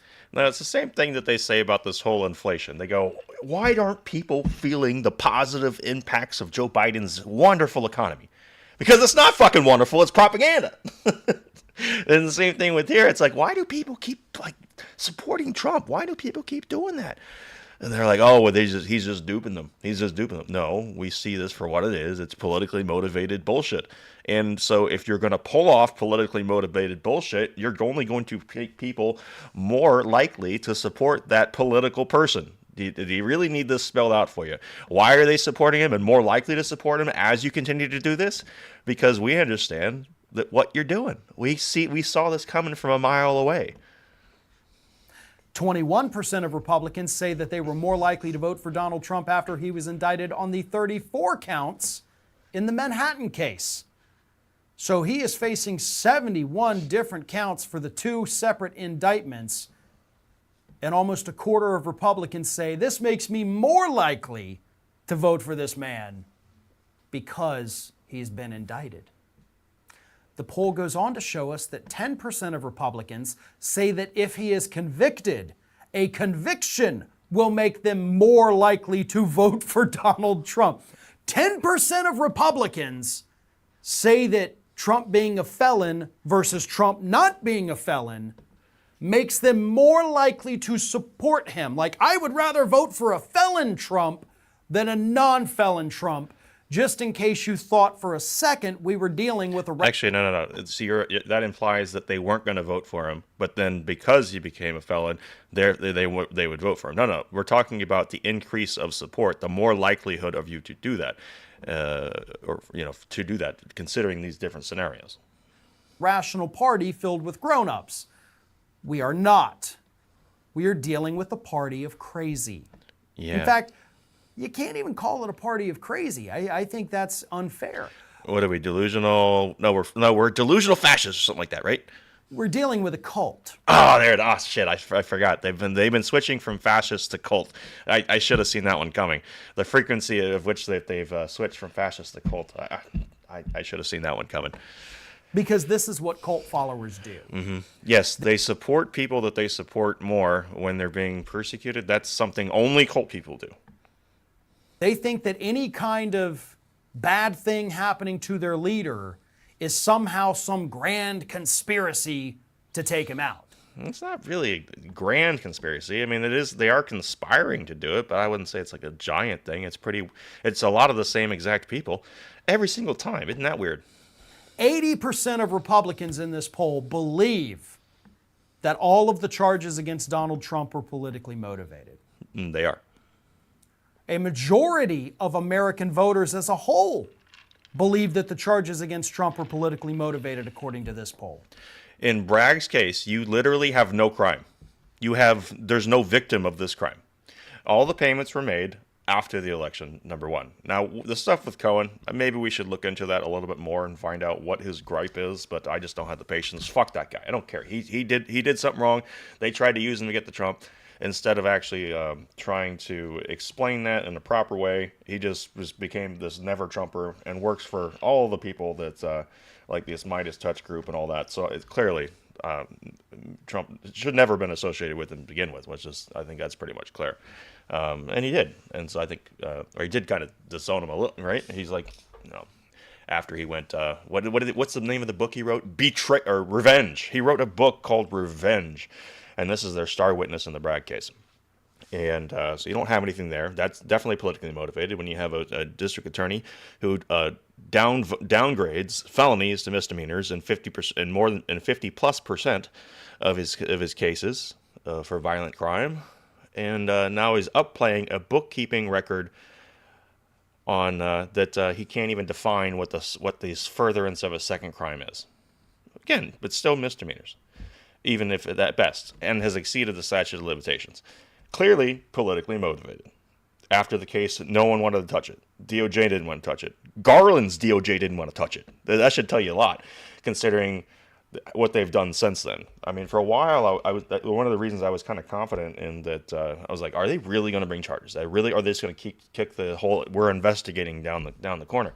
And I think that when his support did not dwindle after they announced these different types of investigations, they announced a special counsel, it just kept increasing. That just essentially forced them to have to do that.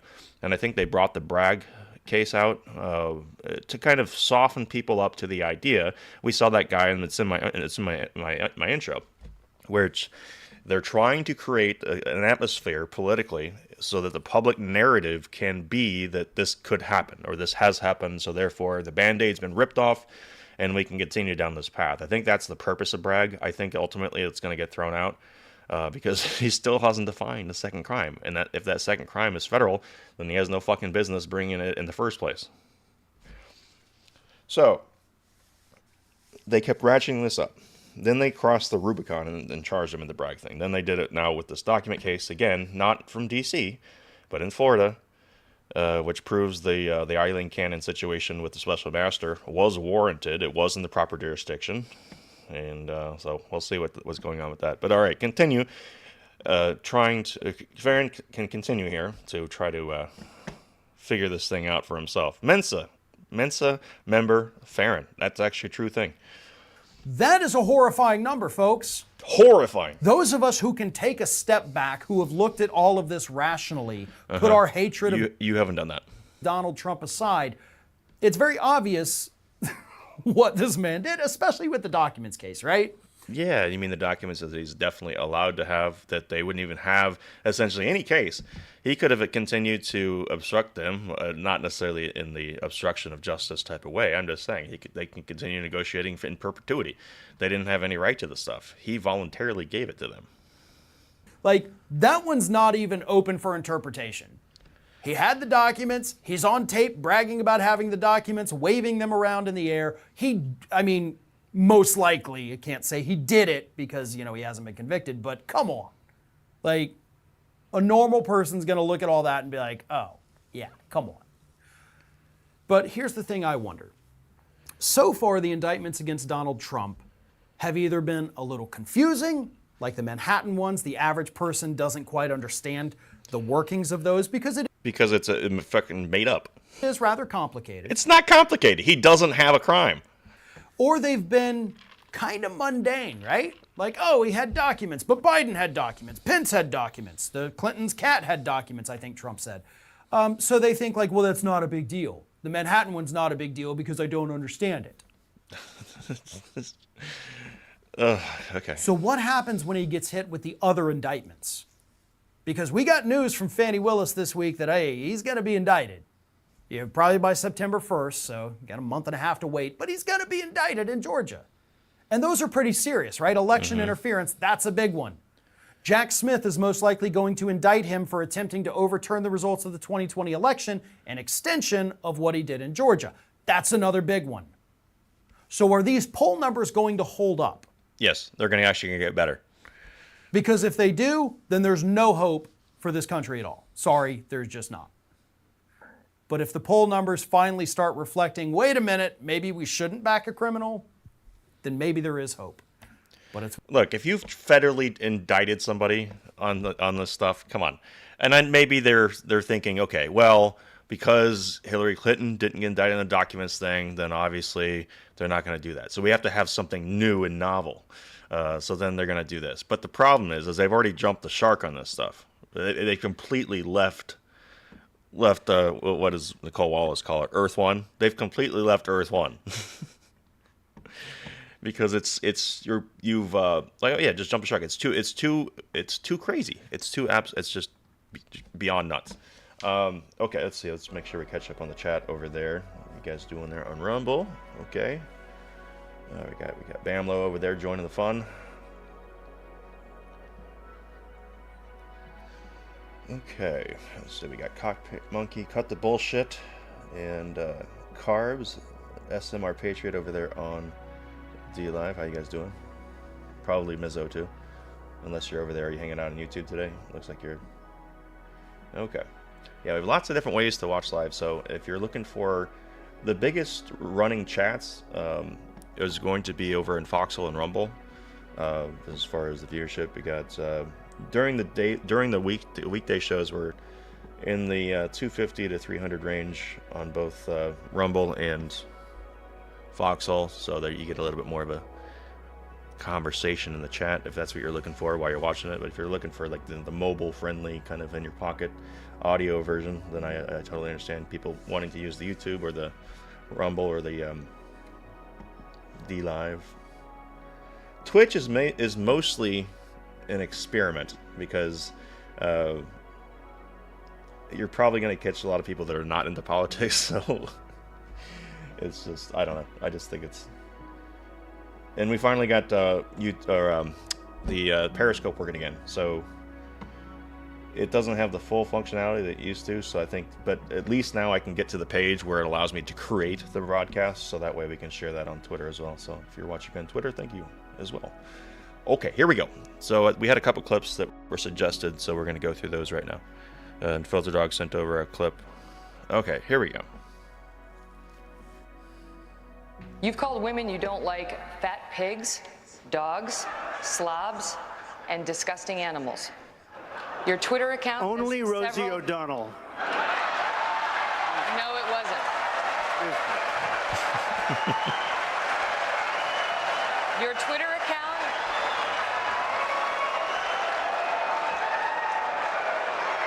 Thank you. For the record, it was well beyond Rosie O'Donnell. Yes, I'm sure it was. Your Twitter account has several disparaging comments about women's looks. You once told a contestant on Celebrity Apprentice it would be a pretty picture to see her on her knees. Does that sound to you like the temperament of a man we should elect as president?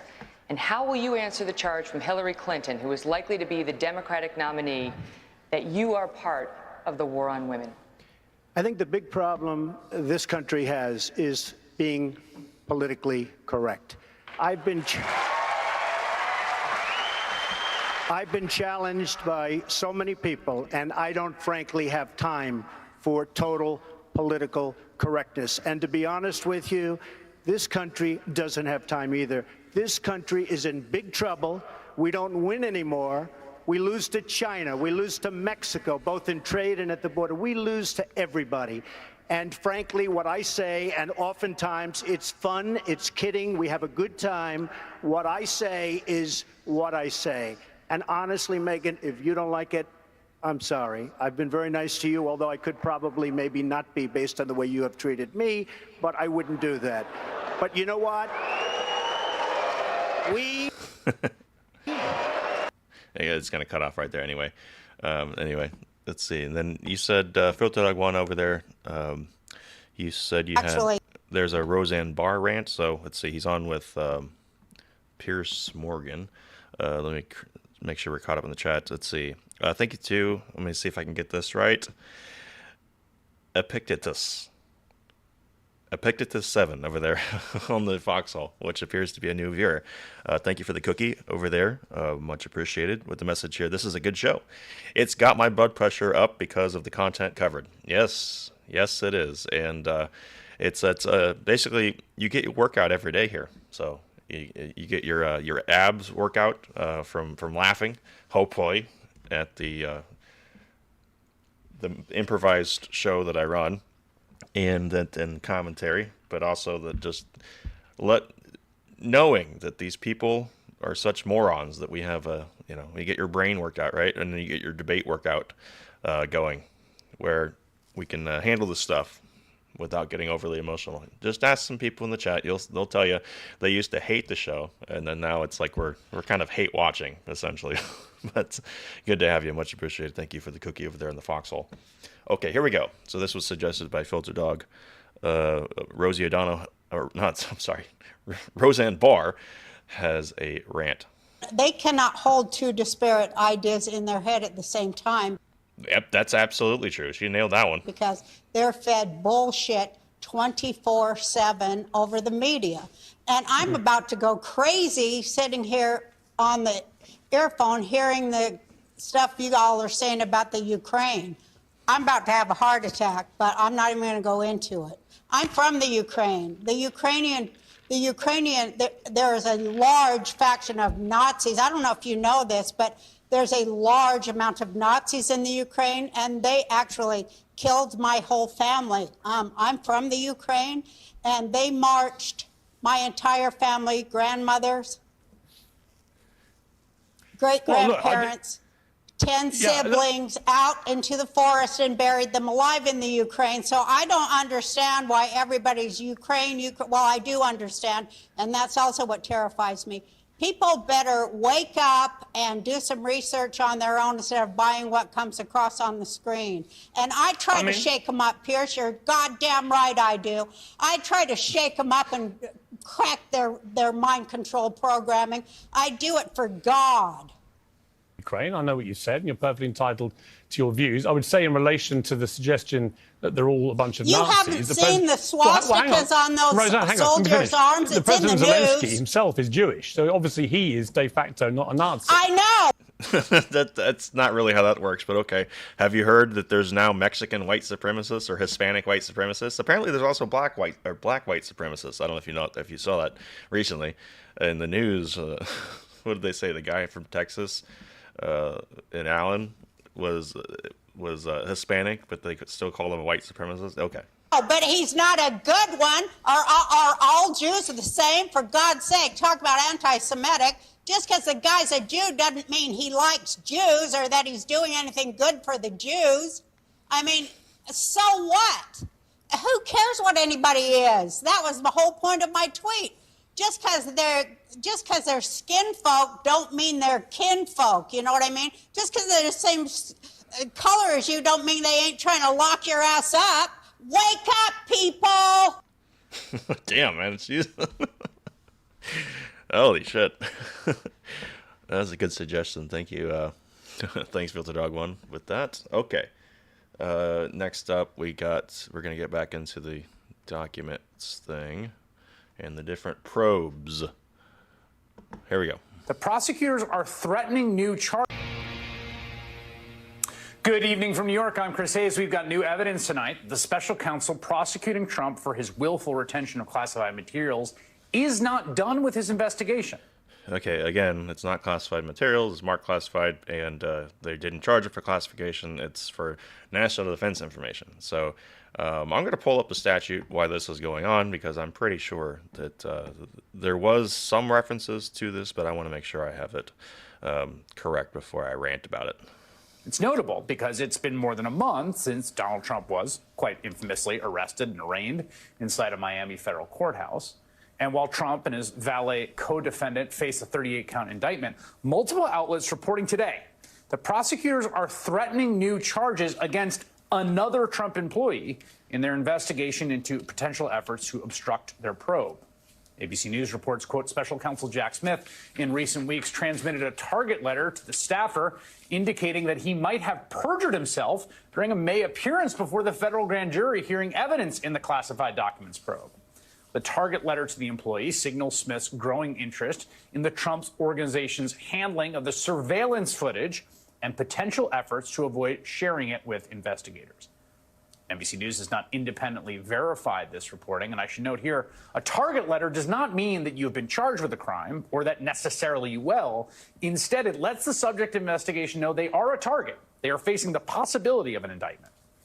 When ABC reached out to the employee to ask about the reported target letter, he told them, quote, it's none of your business, which will maybe be the case until he's ever charged. New York Times reported in May that Jack Smith's team was zeroing in on whether Trump and some of his aides sought to interfere with prosecutors' attempts to attain that security camera footage from Mar-a-Lago. This employee reportedly gave testimony regarding the Mar-a-Lago surveillance tapes and conversations with other Trump employees about handing it over to prosecutors. Remember, the reason that we're here, right, is that prosecutors sought the surveillance footage last summer when it started to dawn on them that, like, maybe Trump wasn't on the level. They become wary that he had not actually turned over all the classified documents, despite attesting to the fact he had. This subpoena came after Trump's attorneys had certified, we're done. No classified documents remained at Trump's resort. Of course, we now know that is not the case. We learned in the indictment that when prosecutors received that tape, the surveillance footage, guess what? Walt Nauta was seen moving those boxes out of the storage room. And it's also not an implausible leap of logic to think the same Donald Trump, the guy who, according to investigators, was getting the boxes moved around so as to hide them, it appears, from the feds, was also tempted to mess with the handling of the surveillance footage. Trump's public defense for his actions in this case is actually very similar to his legal defense, right? It's pretty simple. It's not really quibbling on the facts because he seems pretty dead to rights on them. It mostly goes something like this. I'm being persecuted. This is a witch hunt. The fact that I'm running for president means it's politically motivated and therefore is a get out of jail free card. No one can bring me before justice while I'm running for president. Those claims were basically the argument, among others, that Trump made central to his court filing to indefinitely delay the classified documents trial until after the presidential election. Now, on the other hand, the special counsel's office, their very contention from the beginning is essentially the opposite of Trump's, right? It is that this is all about equality before the law. We have one set of laws in this country, and they apply to everyone. Applying those laws, collecting facts, that's what determines the outcome of an investigation. Nothing more and nothing less. That was the theme of the Justice Department's response to Trump's request to delay his trial after the election. They filed that last night, and in it, prosecutors said that Trump's use of the Presidential Records Act as part of his defense, quote, borders on frivolous, that there is, quote, no basis in law or fact for the indefinite delay Trump is asking for. And Trump's not done, right? I mean, he's facing pressure in multiple venues. He's now applying a very similar set of defenses, the you can't try me argument, in another venue, in Fulton County, Georgia. That's where Fani Willis's criminal investigation into Trump's efforts to overturn the election results in that state are going. And Trump is trying to quash it outright. He filed 2 petitions today, including in Georgia's top court, to disqualify Fulton County District Attorney Fani Willis from investigating him at all. He also is seeking to throw out the special grand jury report. That's the special grand jury that investigated Trump's efforts to interfere in Georgia's 2020 election. Now, the thing about this is they just issued a report. They did not have the authority to issue indictments. If and when those come, that will happen from the grand jury now. But the panel did issue a final report where they apparently recommended charges against multiple individuals way back in January. So now Donald Trump is asking Georgia's highest court to just shut down Fani Willis's investigation. It's another venue where, again, we come up against the same bedrock simple question that's being tested. Can the laws apply to everyone else also apply to this man? On Tuesday, the judge overseeing the case in Fulton County, right, instructed the newly seated grand jury members that may indict Trump, and he gave them the basics of just what it means to serve on a grand jury. The test right now isn't guilt or innocence. You are making a very narrow decision, and it's what you make every time. And that is whether there's probable cause to believe that the person named in the indictment, or persons, committed the crime or crimes that are set forth in that indictment. That's simply a reasonable basis to believe. Reasonable basis to believe. It's not beyond a reasonable doubt. That's what a trial is for. It's a very, very high standard. You could have some doubt. Trump has now set up a showdown. It's not a showdown on whether or not he did what he did or whether he is guilty or not. It's a showdown over whether the law can actually contain him. It's that simple. Christy Greenberg served as a U.S. attorney for the Southern District of New York, where she was the deputy chief of the criminal division. Joyce Vance served as U.S. attorney for the Northern District of Alabama. All right, somebody bring out the paper bags. At the University of Alabama School of Law, and both joined me now. Joyce, let me start with you. Just give us your reaction to this news about a target letter to another employee. How significant is that? Well, it could be very significant if they're able to obtain this person's cooperation. But the reality is Jack Smith already has very strong evidence on obstruction of justice. An additional witness who could testify directly to what they did, why they did it, at whose order they did it, would be icing on the cake. Not essential, but prosecutors never mind redundancy. And so this is something that would signify the case has become even stronger, but also that Jack Smith is deeply committed to making sure that anyone who engages in wrongdoing, whether it's perjury, obstruction, or substantive crimes, that they're held accountable for it. Yeah, Christy, it strikes me that there's a tactical aspect to this of possible cooperation, but also if you discover in the course of your investigation that someone lied to a grand jury, that's a pretty big deal in and of itself. And that seems to be, from what we can read of the target letter, the infraction that he's being investigated for. Right, that he perjured himself in front of the grand jury and that he potentially was involved in the underlying obstruction. What's interesting is that, according to the article, prosecutors are interested in this employee's conversations with Walt Nauta. But Walt Nauta's attorney also represents this employee. That is a clear conflict of interest. So they are going to have to figure out whether or not he can represent both of them. And if he actually does have information that could be adverse to Walt Nauta, he is going to have to decide which one of them he is going to represent. He can't represent both their interests at the same time if they're adverse to one another. Yeah, here's the Washington Post on this. It says around the time of the surveillance footage subpoena last summer, quote, Trump employees allegedly had conversations about how the cameras worked, how long images remained stored in the system. The employees were later interviewed by investigators. So, I mean, at the very least, it seems like, again, I said this in the intro, but like, if you're playing the odds here, like when they got this ask for the subpoena, for the security footage, like, were people saying, like, can we get away with not giving them that? And that seems to be the subject here. I want to turn now to the filings here and just their relative strength. Joyce, let's start with the response from Jack Smith's folks to the request to indefinitely delay until after the election the trial. I wonder if Trump's lawyers overplayed their hand by making such a broad and aggressive ask and leaving Cannon with no choice between an actual date proposed by Smith and a preposterous delay. Well, they overplayed their hand and they underread the law because the Speedy Trial Act requires the judge to set a trial date. She does not have the option of leaving it open-ended. I suppose you could come up with some hokey sort of argument that since she initially set an August date that, of course, we all knew was just a placeholder, that maybe she could now leave it open-ended. But that's ludicrous, and it flies in the face of the purpose of the Speedy Trial Act. Again, it's for the speedy trial is for the person being accused, not for the government. You know, Chris, I think you raise an interesting... As it's been explained to me. If that's incorrect, please let me know in the chat. But I'm pretty sure that there was someone who rebutted I think it was a video we covered. Was it Lena Haba? Is it what she said? I think it was Alina Haba. So I can find the video real quick. Question. Does she have a binary choice here, or could she come up on a date with her own? I suppose she could go that route and she could say, well, government, I'm not going to grant your motion for December, but I will grant a motion for February. But here's the issue. Well, the Jack Department Smith has laid out an aggressive but very reasonable schedule for getting classified discovery done.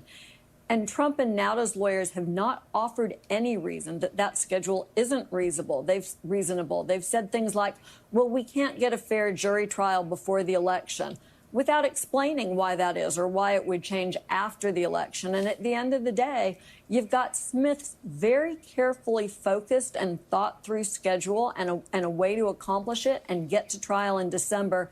And that's before the silly season, when Trump starts to tell the court, silly season? I can't attend this hearing because I've got a rally or because I've got a primary in a certain state. And you would be violating my First Amendment rights or interfering with the political process if you set court then. Much safer to go with that December date in many ways. Yeah, and it seems to me that their better tactic is to get into the kind of back and forth logistics. And there's some of this in the filing about the secret procedures, and the lawyer hasn't gotten clearance, and essentially try to kind of, delay by 1,000 cuts, as opposed to taking this big swing of I'm above the law, which I don't think even in Aileen Cannon's chambers is gonna fly. In the case of Georgia, Christie, I mean, I will confess that I'm not an expert on the backgrounds and judicial philosophies of Georgia's highest court, but it does strike me as an exceptional effort to try to remove the investigatory power of a DA altogether, and probably an uphill battle. What do you think?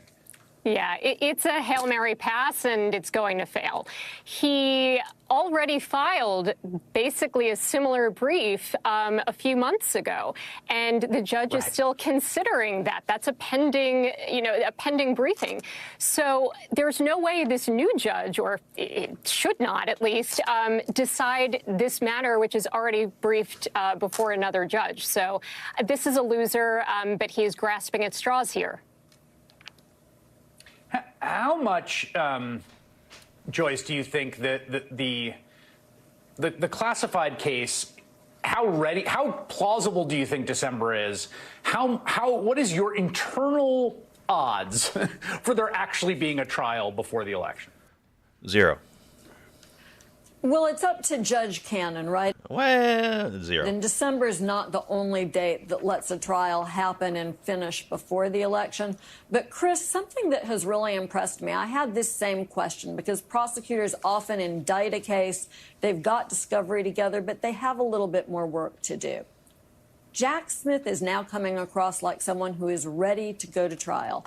He turned over discovery almost immediately, and we learned something interesting in his reply motion on this trial setting issue, where he said that, yes, it was true that they'd turned over a lot of information. It had been organized. They had keyed the documents to the allegations in the indictment. They had given the defense a roadmap of what the evidence was going to be used for. They'd provided witness statements that they're not required under the local rules to provide until the first day of trial.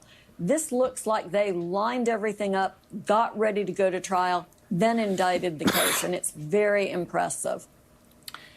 Yeah, Chrissy, it strikes me that, it's not often or usually the case, I would imagine, that you're racing against the clock with a big prosecution. And in fact, often these take time, and particularly complicated cases can take time. And this is not a particularly complicated case, but obviously there's a bunch of reasons why it might take time. That you can't be the obstacle. If you're Jack Smith's office, or for that matter, Fonnie Willis or Alvin Bragg, you have to be ready all the time on everything and never be the thing slowing things down if you have any hope of getting this to trial. Absolutely. When I was a prosecutor, the mantra was the government is always ready. And so you find a way. Right. But the one thing that could inject some delay here is there is reporting about the potential for new charges and new defendants, such as this target letter that went to a Trump Organization employee.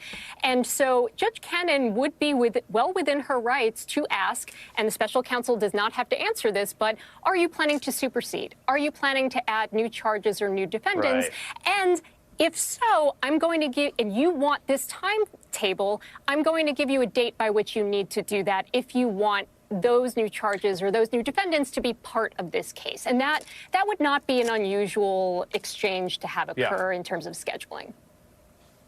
That's a great point. Christy Greenberg, Joyce Vance, thank you both. Appreciate it. All right, so we're going to get into something now that's I've alluded to, I've talked about, but we're going to read this thing from Just Security, where they kind of admit that, and because I think they feel safe, I think that maybe they feel like, oh, no one on the right is going to read this thing. We can just put this right there in the open, and no one will ever see it. Kind of being deceptive, or I don't know. Maybe they just feel like they don't have to hide it or whatever. So we're going to go over that in just a second, but let me make sure I have enough. Okay, give me 1 second. Be back in about 20 seconds here.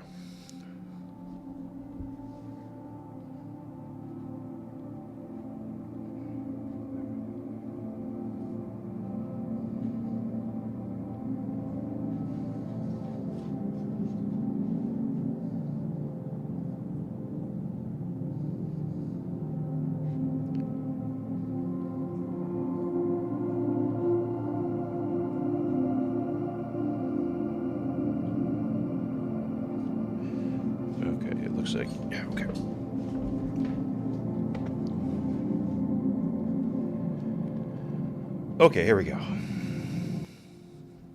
So here it is. So this is that Just Security group I was talking about, which essentially is Joyce Vance and all those others, Andrew Weissman and all et al. Right? All right. The discovery of classified documents and the personal residences of Donald Trump, Mike Pence, and Joe Biden have reinvigorated the public conversation surrounding the U.S. government's classification system. And that seems to emerge every few years. In 2015, it was former Secretary of State Hillary Clinton's use of a private email server. In 2010, it was Chelsea Manning and Edward Snowden, respectively. Yet, despite the long history of classified document scandals, many journalists, judges, lawyers, and others, and other outside observers hold fundamental misconceptions. Let me try to get this right. About how classification and declassification actually work in the federal government on a day-to-day basis.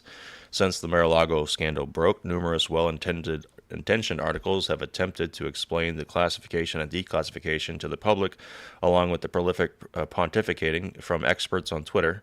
But this commentary has often overlooked basic realities about how the U.S. classification system operates, drawing from the author's experiences at the Central Intelligence Agency and Department of Defense. Surprise! The people writing this are deep staters, intelligence people. This article seeks to dispel several myths that have been emerged about this classification and declassification, particularly regarding presidential and vice presidential authority, while also providing perspective on how these processes are carried out in the real world. So this is their classification 101. At its core, classified information is information relating to national security that warrants special protection from unauthorized disclosure due to the damage to the national security that may result from its release.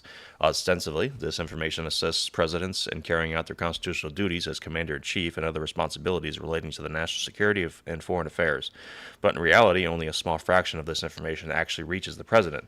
The vast majority is used by rank-and-file government employees who perform a broad range of national security functions to support these presidential powers. So right here, is basically why I believe that what he has is his presidential daily briefs. And this is what they're talking about. This is more than likely what I think that they're talking about. And we'll get to why I think that, and why I think that they're definitely not classified, or they're not currently classified. It is also important to understand that the executive branch's consistent position across administrations is that classified information is created, owned, and controlled by the president, and that Congress and the courts have extremely limited power to intrude on the president's authority over this information. In their own words, ladies and gentlemen, the classification regime is governed by an executive order issued by the president, the current version, which is Executive Order 13526. The order sets forth who can classify and declassify information, which categories of information can be classified, marking and handling instructions for classified records, and several other rules and restrictions. Information is classified as top secret, secret, or confidential, depending on the level of harm, potentially to national security, that reasonably could be expected to result from its unauthorized disclosure. This phrase is key, yet most explainers overlook it. It means that it does not have to be certain that the release of such information would harm national security, just that it would reasonably could be expected. The difference between will and could is an important distinction and is often overlooked. Another underappreciated fact is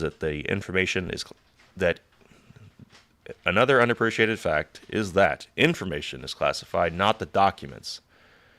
So this is another Weasley, I'm assuming another Weasley thing that they're saying. So they're saying it doesn't matter if they're classified or not. But they're saying that the information, so the physical, but if you're declassifying, you're declassifying the information. So let's see. So there's a reason why they're italicizing this, but maybe it'll become clear as we move on. Documents are marked as classified depending on the information they contain. The classification marking on the document reflects the highest level of classification for the information contained in the document, but technically speaking, the document isn't classified. The information in the document that's classified. This distinction is important to understand how derivative classification and declassification works, as explained further below. All right, 1 second, I have to sneeze. All right. Reality number 1. The role and importance of original classification authorities is vastly overstated. There are 2 types of government officials in the world of classified information. The original classification authorities, commonly referred to as OCAs, and the derivative classifiers. Every document, image, map, notebook, or email with classification marking must receive that marking from either the OCA or a derivative classifier. Most explainers and commentators focus on the importance of OCAs in the classification system and treat the OCA title with a sort of reverence while typically overlooking the role of the derivative classifiers. An OCA is an official who has been granted special authority under that previous executive order to classify information in the first instance, meaning they may determine what level of classification is appropriate, top secret, secret, confidential, the duration of classification, and whether or not the core requirements of that particular executive order have been met. The president and vice president are OCAs. Original classification authorities. Okay. And our agency, as are the agency heads designated by the president and other officials who have been delegated this authority in writing. As of 2021, there were approximately 1,500 original classifiers within the federal government. For comparison, approximately 2.2 Americans hold and use a security clearance. The OCAs are required to receive annual training, and whenever the government files a declaration in court explaining why information is properly classified, it always comes from that OCA group. That said, the vast majority of that group have regular duties that are wholly unrelated to classification, but automatically receive this classification authority by virtue of their position. While being the original classifiers sounds like an important responsibility, the reality is that the vast majority of these people never exercise that authority. As a practical matter, almost all records within the federal government are not classified by these original classifiers. As said, they are derivatively classified by rank and file government employees. Derivative classification is set forth in Section 2 of the executive order that has been mentioned and is typically overlooked. So they have these people. Now, these original classification authorities, so they're trying to say that a lot of times these people, while they have the ability to classify things and declassify things, but they are typically not the people that actually classify them. Instead, they're saying that it's the rank and file employees. Okay.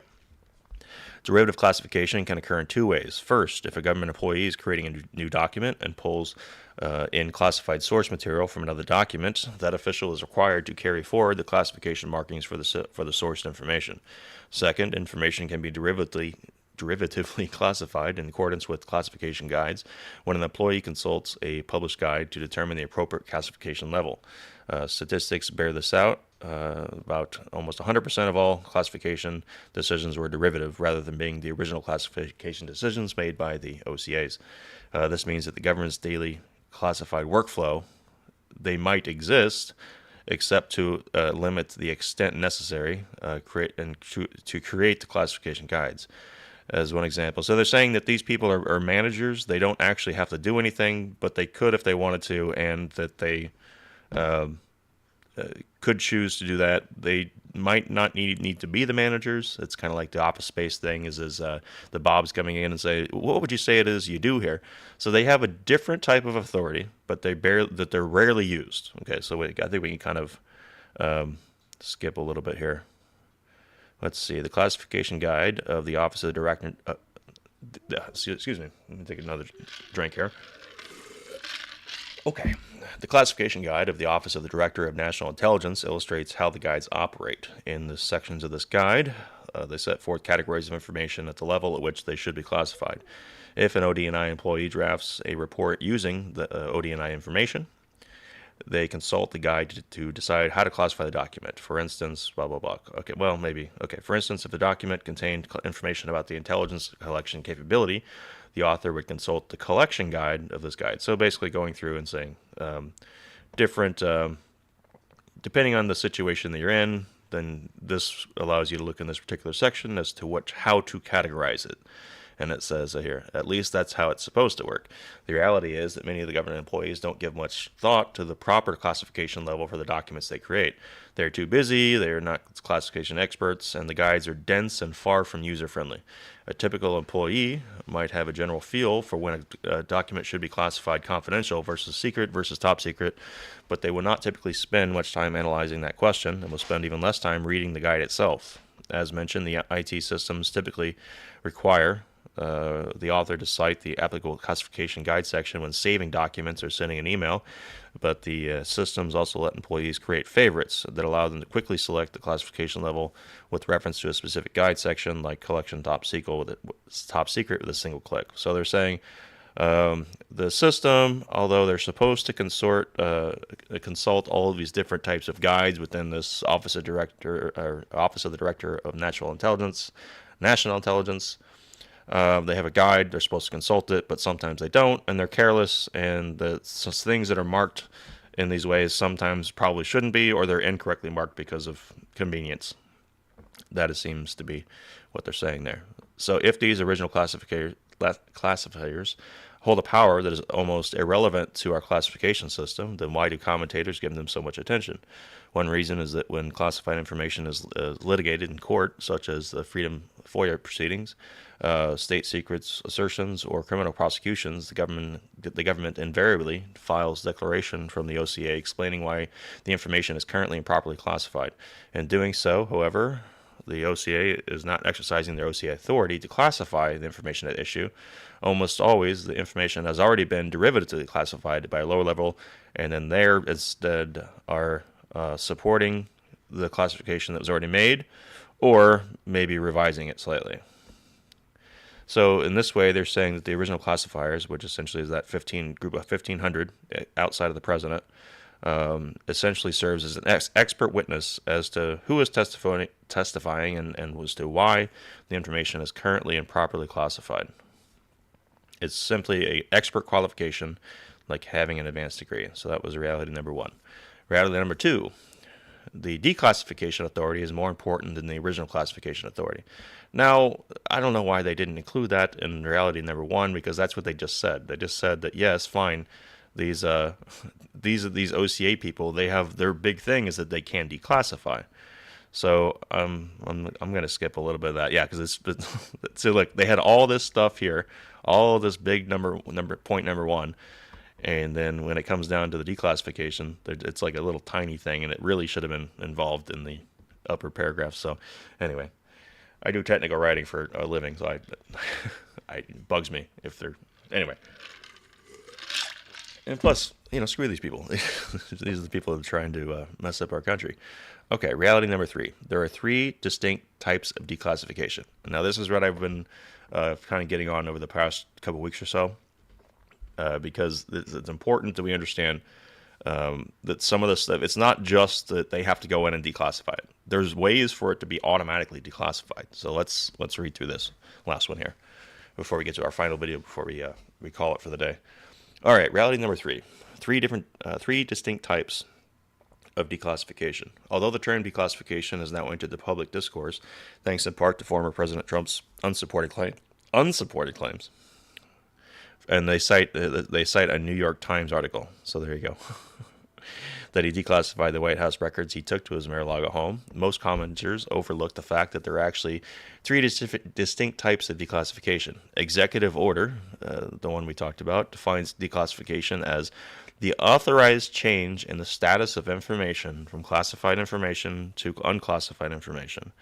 That's easy enough to understand, but from there things get more complicated. While each type of declassification information is taken from classified to unclassified, how and why one gets to that point differs in meaningful ways. The first type of declassification is the most common but doesn't have a name, so let's just call it routine declassification. Routine declassification occurs when the information no longer meets the standards for classifications under that particular executive order, outlining how classified information is to be classified. It simply means that someone, likely a derivative classifier, considered the information classified at one point in time, but now the declassification authority reviewing the information has determined that it no longer meets the executive orders. Hang on, I have to take this.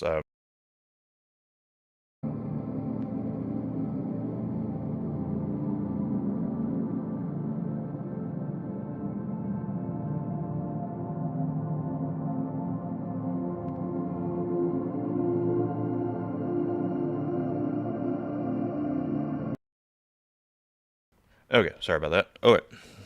It simply means that now the declassification authority reviewing the information has determined that it no longer meets this classification requirements. This most commonly occurs because the official determines that public disclosure of the information can no longer be expected to harm national security either. Number 1, due to the passage of time and due to changed circumstances. So right here, this could be what he's talking about when he's talking about the Milley thing and the tape recording in Bedminster. This could be what he's talking about. It also would be here, or anyway, part of that. Number 2, because the derivative classifier misclassified the information in the first instance. Routine declassification may be carried out by the OCA, who classified the information originally, their successor, their supervisor, or officials who have been specifically granted and delegated declassification authority, which includes the president. By the way, just security. The ODNI officials may also declassify sources and methods information. Routine declassification most regularly occurs when reviewing records for their release under FOIA requests and other public release programs, and agencies typically grant declassification authority to officials who supervise these releases. Now, within the U.S. Code, we talked about they have disclosure requirements or exceptions to restricted access. And I believe one of the reasons why they put in the photo, you saw it, the most famous photo, right? It says 2A, and it's trying to imply that it's the exhibit 2A in like a crime scene photo or whatever.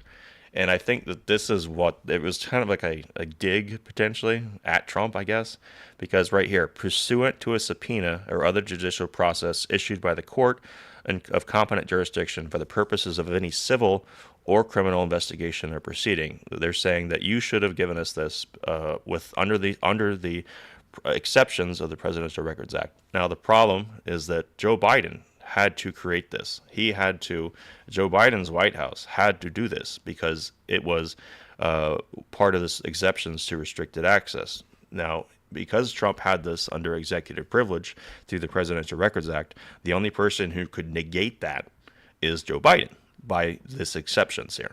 And so just remember that carrying forward. The second type of declassification is public interest declassification, which can occur when the public interest in disclosure outweighs the damage to national security. It differs from routine declassification in two important ways. First, the routine declassification, an official has determined that the release of the information would not harm the United States. Where I lost my place. Would not harm national security, but with the public interest declassification, the official believes it would still harm national security, but the public interest outweighs the need to protect the information.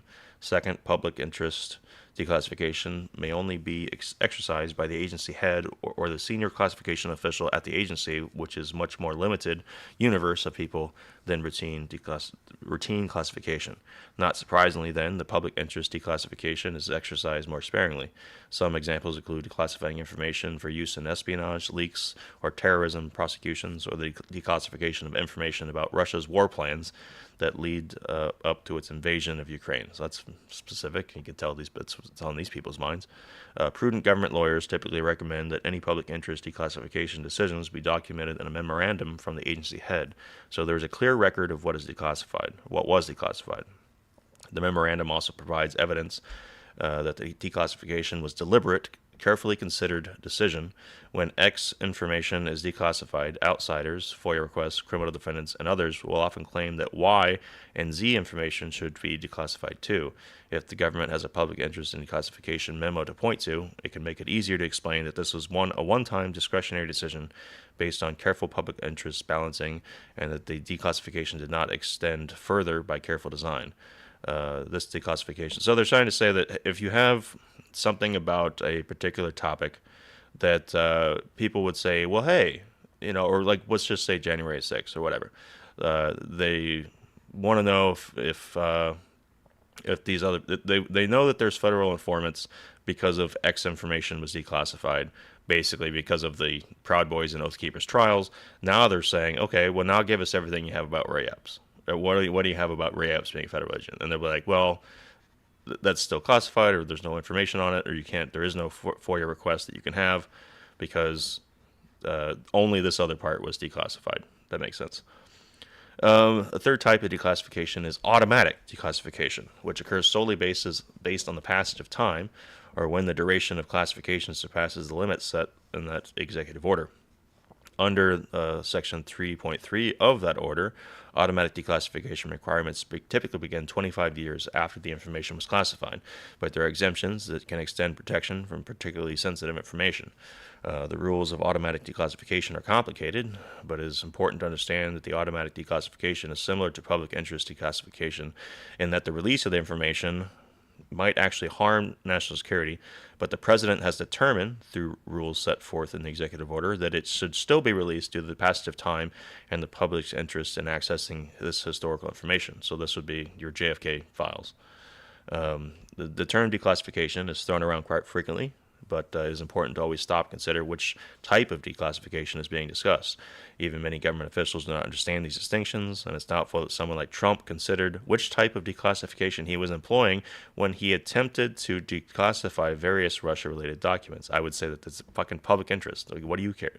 Well, what do you mean? When I say what do they care? It's their whole livelihood. That was Crossfire Hurricane. In addition, readers now know not to be fooled into thinking that a significant public release is imminent whenever the president calls for declassification review of certain records. It can simply remain referred to as routine declassification. Okay. Reality 4. Presidents have broad declassification authority and need not follow any formal procedure. Now, this is when I read this about a month ago. I was like, oh, really? You don't say. Okay, Trump's unsupported claims that he declassified the White House records at Mar-a-Lago has also generated conversation about the president's power to declassify information. Here, too much of the commentary was misinformed. Everyone rightly agrees that the president has broad declassification authority. Well, you didn't say it for a long time until he started making that point. All right, focusing on just its language. Executive Order 13526 grants declassification authority to a supervisory official in either the originator or his or her successor in function, and if the supervisory official has original classification authority. As head of the executive branch, the president would plainly qualify as a supervisory official over all the other OCAs, even putting that language aside, given that the classification information is created by and for the president under the order. The president also has inherent authority to declassify information as the creator of the executive order and through the constitutional authority of the national security information. And this is the Navy versus Egan case that they bring up, which he has the ability to declassify at will. So when they go to Stephanie Grisham over there at CNN, who worked in the Trump administration, and says, "Oh yeah, he showed this thing. He was talking to Prime Minister Abe with the chocolate cake, and said they just had a missile attack over there." Well, that's, again, he can do that according to this particular precedent. This flows primarily from the constitutional investment of the commander-in-chief power as the president. The only question is, there's only one. Must the president follow any specific declassification procedure? The answer is a resounding no for two reasons. This is just security, guys. This is Joyce Vance. This is Andrew Weissman. This is Barbara McQuaid. This is Norm Eisman. This is all of those people that we just saw in the past couple of days. This is the lady in the pink shirt from yesterday that talked for 5 minutes and didn't say a damn thing. That's who's writing this right here. What I'm reading, they're writing this, meaning they know what they're doing when they go on TV and lie about what these procedures are. They know what this is and how it actually works, and they're putting it on their own site, their own website right here, justsecurity.org. They're telling you what they're doing the same way they do with the World Economic Forum, all that other stuff, eat Z-bugs, all that kind of shit. It's all there. They tell you exactly to right to your face. Okay, so here we go. First, this executive order on its face contains no such declassification procedures. The order sets forth who may declassify information, and number two, what standards that should apply. But beyond that, there is no additional process required. No additional process required, meaning I take my boxes, I can have my boxes. My beautiful mind boxes, in their own words. While both individual agencies and the Information and Security Oversight Office have developed additional rules about how declassification should be carried out, none of these procedures apply to the president. I mean, do I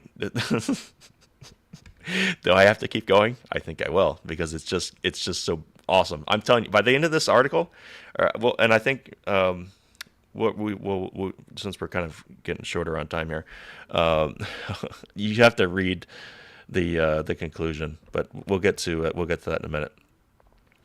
In their own words.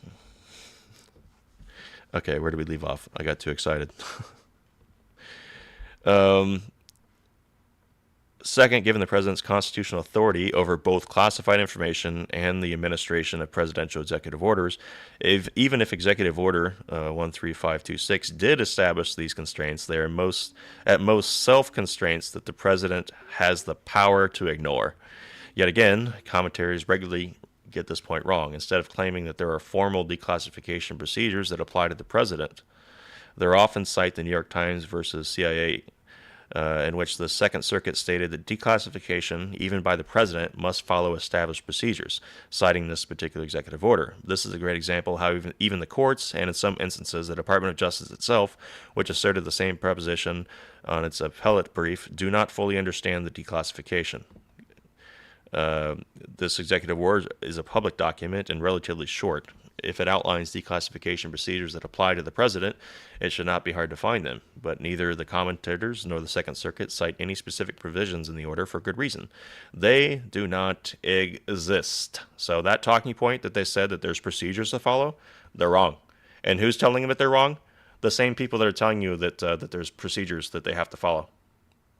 Isn't that nice?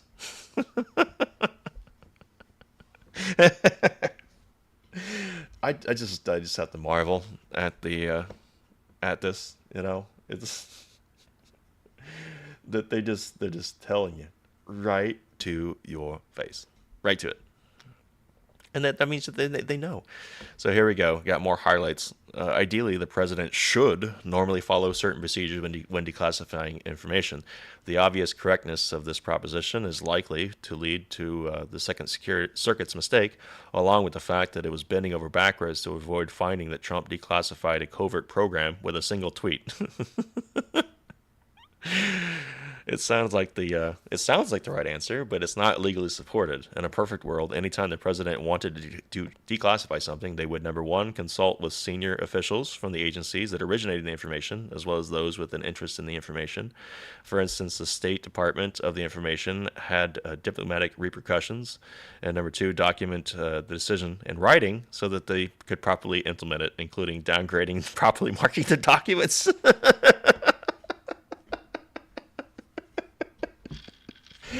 How many times did we hear them say there's a process? There's a process. Yes, for anyone except for the president.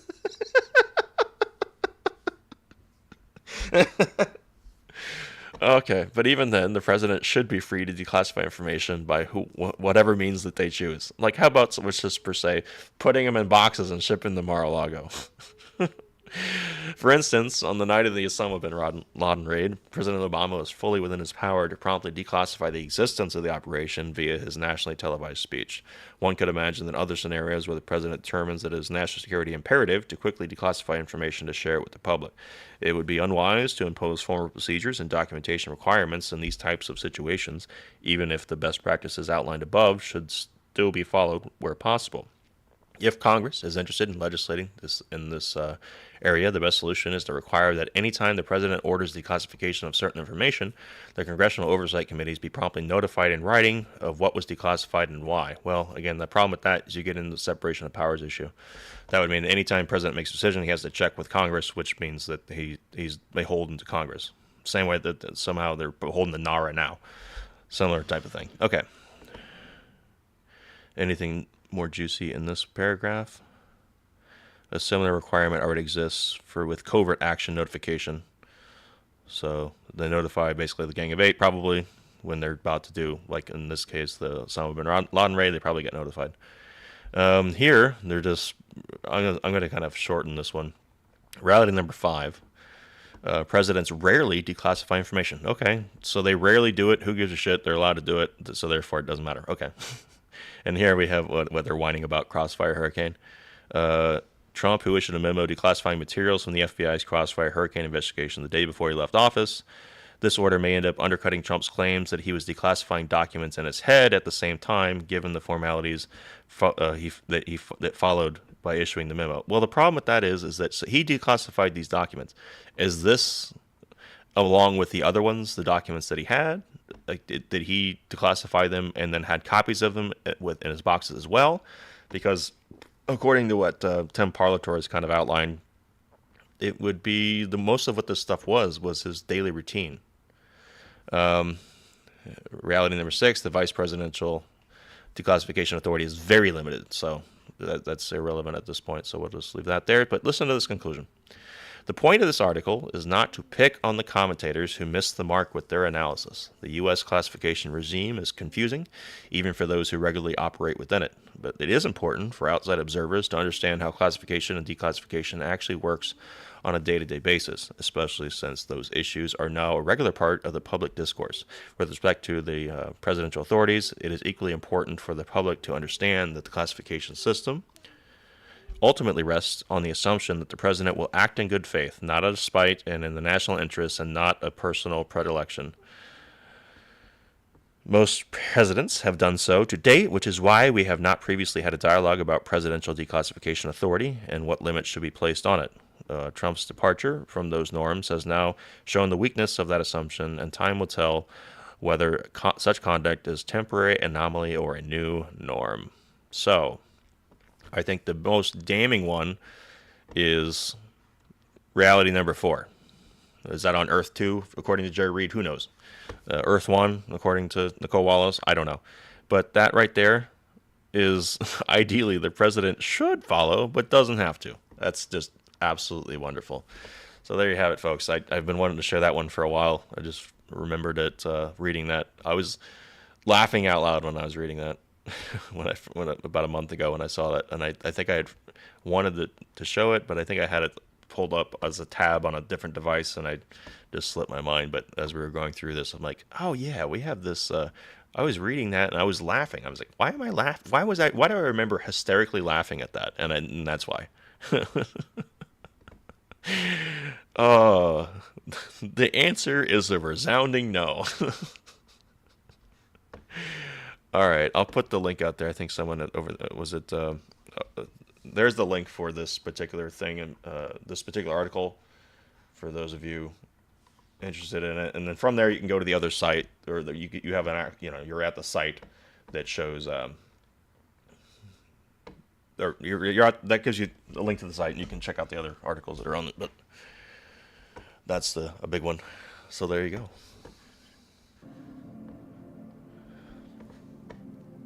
I think we had one quick video. Yes, the anatomy of a conspiracy, which was our show card for today. Let's see what he's saying here.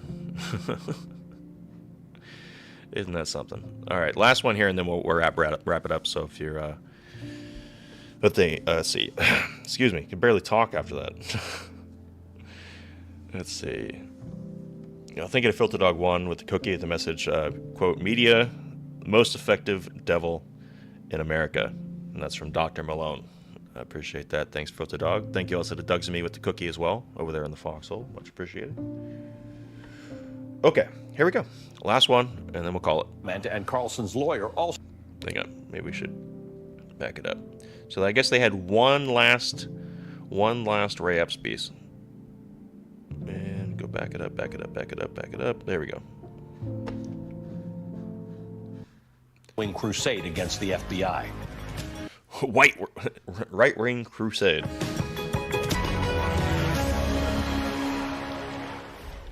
So this week, FBI Director Christopher Wray was questioned during a hearing before the House Judiciary Committee. Christopher Wray is a lifelong Republican, like many other FBI directors before him, and he was appointed by Donald Trump. But if you've been at all tuned into right-wing media, you've probably seen talk of defunding the FBI. This new crusade against the FBI is riddled. I don't know if it's new. With conspiracy theories about corruption, the deep state. Yeah, there's no corruption. Don't look into that Durham report. And a Democratic plot for total government control. Now, one of these conspiracy theories goes something like this. The January 6th insurrection was an FBI false flag operation. The Bureau... Well, not just them. We're just saying that they're definitely involved. Concocted a plan to incriminate Donald Trump's supporters. Yes. And there were secret agents and informants among the insurrectionists that day. Yes. Working to trap MAGA supporters red-handed. Yep. One of the key characters in that conspiracy theory is a man named Ray Epps. Epps did join the crowd on January 6th, but... Yeah, but you notice that what image they always show.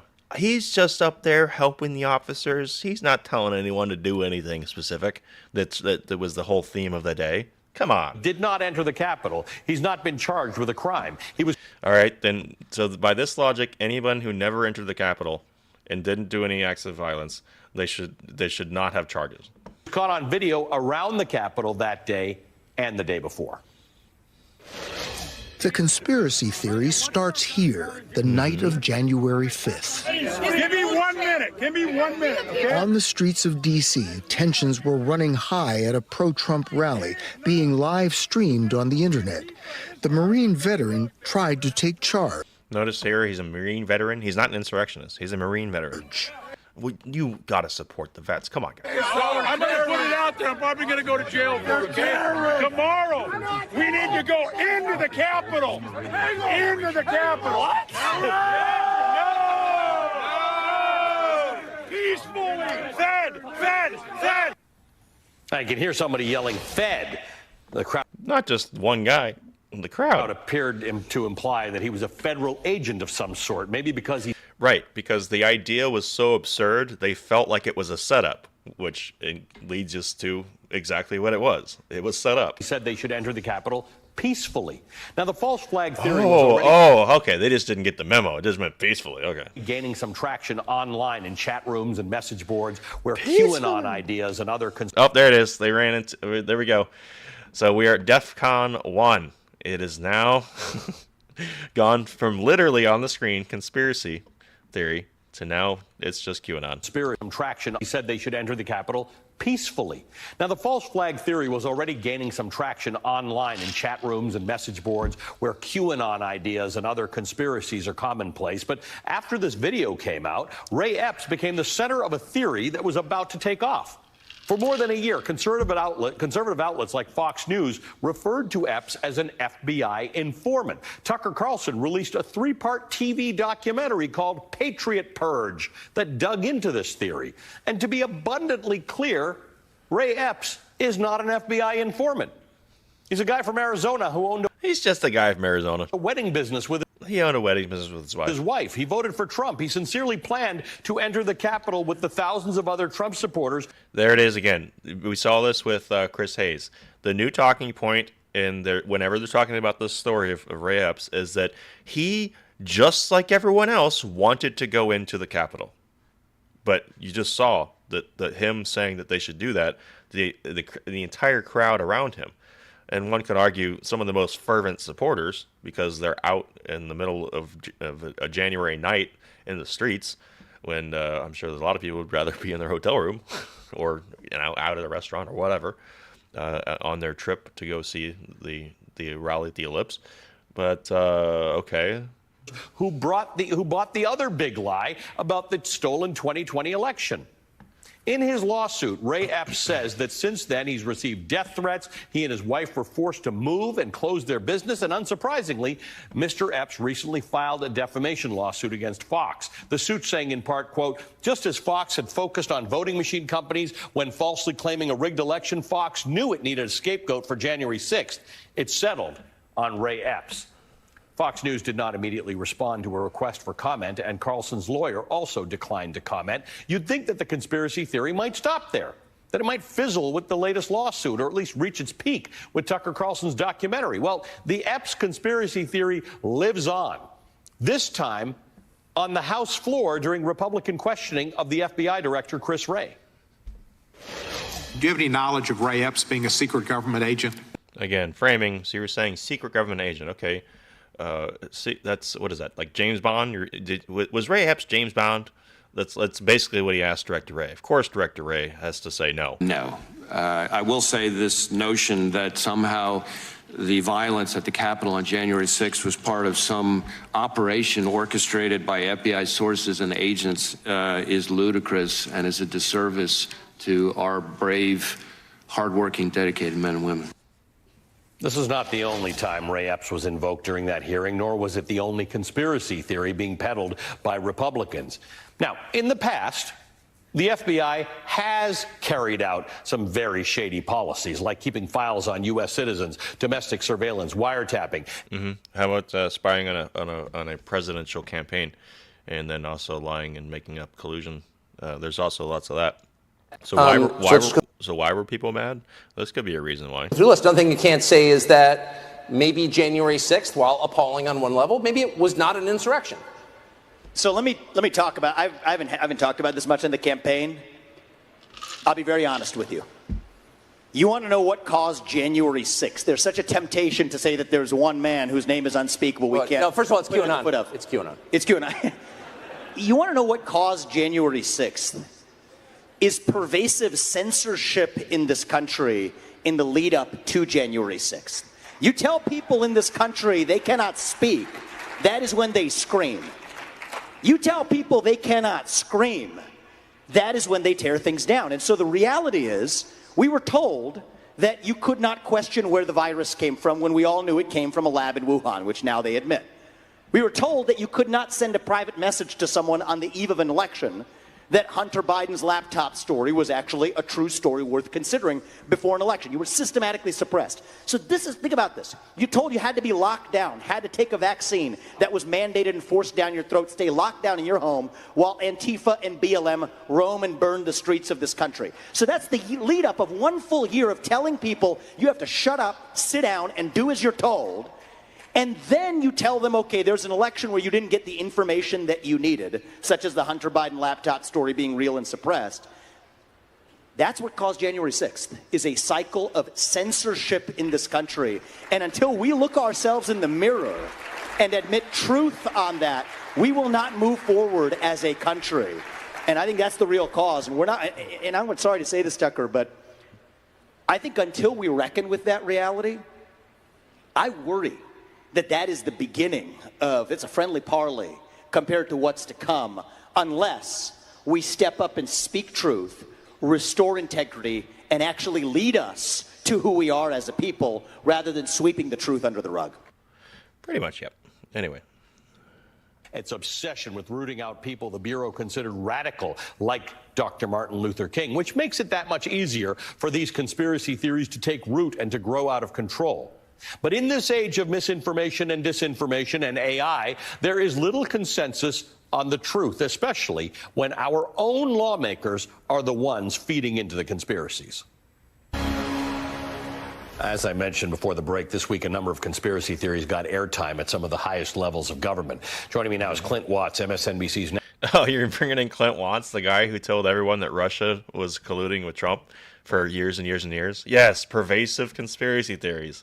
National security analyst. He's also the leader of Microsoft's Digital Threat Analysis Center. He's a former special agent for the FBI's Joint Terrorism Task Force. He's the author of the book Messing with the Enemy, Surviving in a Social Media World of Hackers, Terrorists, Russians, and Fake News. Nina Jankowicz also joining me, the vice president of the Center for Information Resilience. You're bringing in Nina Jankowicz, so you should... I should have known. I thought that looked like Tarantino in a wig. And author of several books, including How to Lose the Information War. Welcome to both of you. Thank you for joining us. Hey, Clint, let me start with you, because you worked at the FBI. There are reasons, historically, why one should hold the FBI accountable and wonder about what it's up to. This just isn't one of them. This is just a nonsensical conspiracy theory that took root, and then no one would let it go, or certainly nobody in right-wing and conspiracy theory media would let it go. So now we actually waste our time with Congress that needs to be doing other things as it relates to information and disinformation and misinformation, discussing Ray Epps and whether the FBI caused January 6th. Yeah, that's right, Ali. And obviously, there have been times when the FBI has made mistakes in their history, but this isn't one of them. And the other thing that's interesting about it is there are two conspiracies that are actually at odds with each other. You know, one conspiracy is that the FBI was behind January 6th. The other one was the FBI failed and didn't stay in front of January 6th. It's pretty hard to do both of those at the same time. No, it's not. When you look at this conspiracy, though, I think it's just classic of the new information age, which is mostly what this is that they could have, he could be right in saying that they weren't actively trying to control it, but I also knew that there was people and other agitators that were likely to do something. So both of those things can be true at the same time. It just depends on to what varying degree each of those things happened on that day. If there is an outcome that you want or a story that you want to create, there's enough information available anywhere on the internet that you can cobble it together and make it appear to be true. And I think the interesting point about that 60-minute special is when you listen to Ray Epps in that interview, what he's gone through personally and how he's been used as this. And it's also a very rare step that the FBI would take, that they would make any comment at all about anybody in terms of their association. In this case, they actually have. They've come out, they said he's never part of the FBI officially or as a source. They have no connection with him. So when you put it all... Have they? Well, how come they haven't answered that yet? I'm pretty sure that they have not put out that statement, because why would we have to keep asking if they have made that statement? Together, it's classic of conspiracies. There's a kernel of truth. There's something to fall back onto historically. It comes to an outcome that people would like to see. And people tend to believe that which they see first and that which they see most. And if they are trusting the source of that information, they're going to start to believe those conspiracies over time if they're repeated enough.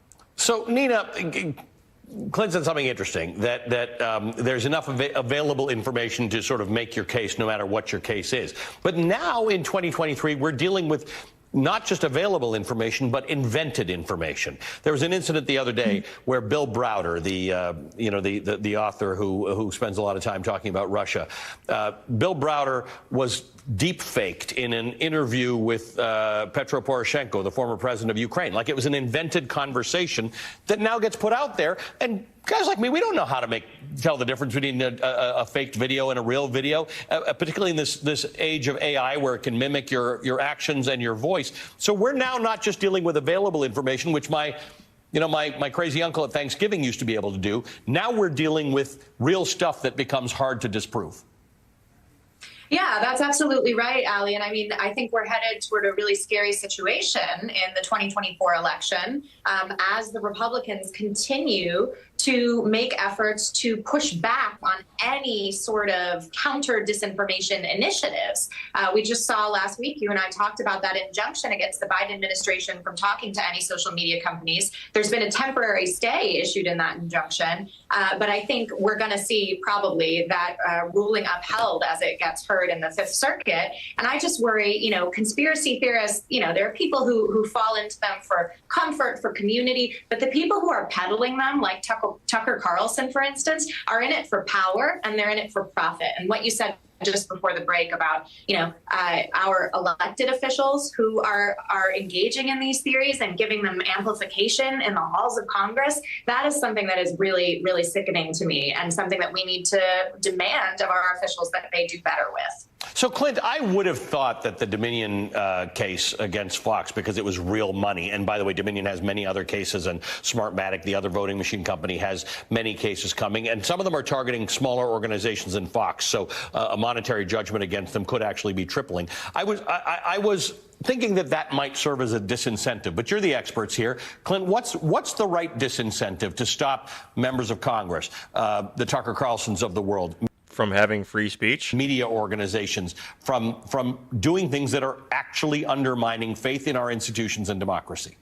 Again, First Amendment. Hey, Clint, how can we get rid of that pesky free speech?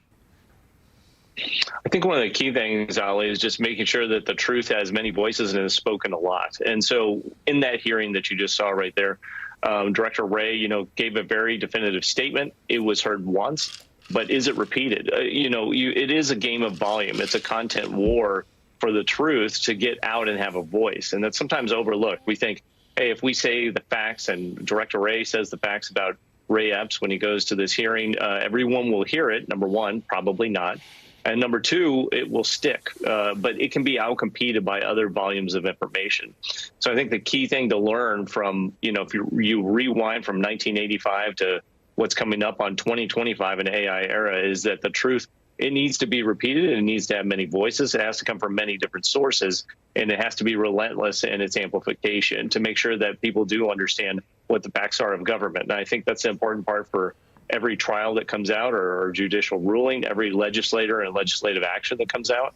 Sometimes these conspiracies are just dismissed, but if that conspiracy is seen more and heard more than the truth, and it really is bewildering for audiences. I think we got to remember that as this new era of technology really unfolds. It's full time to try and be a sensible consumer of information. Nina, but let's just talk about that for a second. I just did that intro to the segment, right, so that my audience would understand this conspiracy theory that I guarantee you pretty much nobody in my audience knew that story, because why would they? 2 segments ago, I talked about red states and Bidenomics. Again, I'm not, my audience doesn't have conspiracy theorists in it.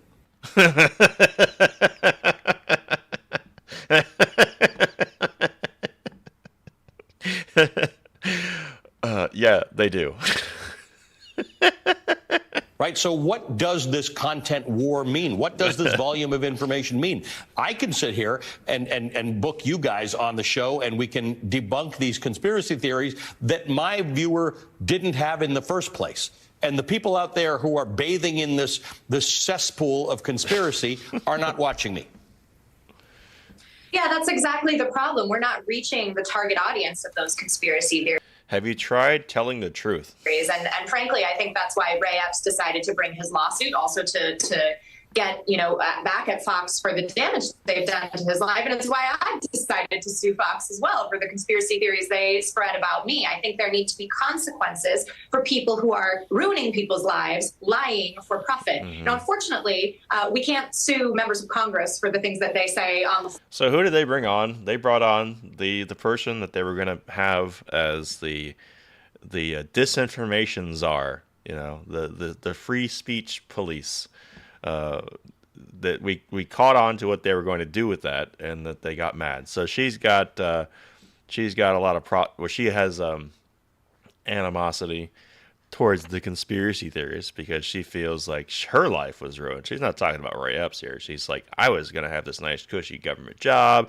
I was going to censor everyone I didn't like, and I can't do that. Floor in the course of duty. But what we can do is go to the ballot box. So hopefully your viewers, Ali, are all over the country and can go out there and vote, not just in presidential elections, but in midterm elections and in local elections, because that's how we show that we mean business. That is the real consequence that we have with our elected officials. And we have to say to them that we categorically dismiss their lies. What a good answer that we do. The rest of us actually have some power in this, whether it's the ballot box or going to our school board meetings where they're banning books. You know, we do actually have the vote and we have our voices. So even if you're not subject to this stuff, fight it. If you have a voice, fight the nonsense that's out there. Thanks to both of you because you both actually do this on a daily basis. Clint Watts is the lead. Yeah, what do they do? Leader of Microsoft's Digital Threat Analysis Center. He's an MSNBC national security analyst, author of Messing with the Enemy, Surviving in a Social Media World of Hackers, Terrorists, Russians, and Fake News. Former FBI Special Agent Nina Jankowicz is the vice president of the Center for Information Resilience and the author of the book Information Resilience: How to Lose the Information War, Russia, Fake. So, selling books. Just like the regimes. All right, anyway. That was quite the last hour, I'd have to say, that we had them so admitting on their own websites that they understand the declassification authority. So I guess the next part would be I need to research how that applies to national defense information, because I believe they're trying to make the claim that because some of this involved nuclear, well, he can't declassify that. Even the president supposedly can't declassify this. Now, but if it's his presidential daily briefs, and they say this is about the nuclear capability of another country, and it involves Iran, okay, is this because they're trying to create something or whatever? Is it public knowledge? And but they'll still say, but they're trying to still say this national defense information. My guess is that's what it is, based upon what I've read, what we've seen, how they react to different topics when it gets brought up. Or the different aspects of the case when it gets brought up. That's what it leads me to believe. So, I much appreciate it, guys. We'll have to see what they have in store with us. Next week, during the day, it's going to be a little bit of a as-we-go type situation, as we've talked about in the past. I'm not going to say whether or not it is. It's just going to be, if I'm on, if I can do it, I will do it. If not, then you guys will know why. It's just Matrix life has gotten too busy. I can say that I think definitively it's next Thursday, Friday, Saturday, Sunday, no show, because I'll be traveling. So, but we'll see what we have for tomorrow and the next few days. All right, guys, have a great rest of your afternoon, evening, and we'll see you on the next one. All right. Let's see. Thank you to Filter Dog 1 with the message MSM always admits why people in DC, why they were in DC and the tensions were high. The election was stolen. Yes. So I think hopefully that Tucker and Vivek clip was served you well there, Filter Dog. And thank you also to Woke and Walked with the can over there on Foxhole. Much appreciated. Thanks again to Ben Q, Lurkin, Quintesson, PNW Sasquatch, Paul Thaddeus, Filter Dog, Sly Park. Let's see if I can get this right again. Epictetus 7. Much appreciated. Doug Sami and Woke and Walked. Much appreciated, guys. Let me go ahead and release the scratch offs over there on the Foxhole. And we'll see you soon. And thank you also to our subs over there on Rumble. Thank you to our new sub, or welcome to our new sub, KX2, over there on Rumble. Appreciate that. Alrighty, guys. We'll see you on the next one. Thanks, everyone, so much.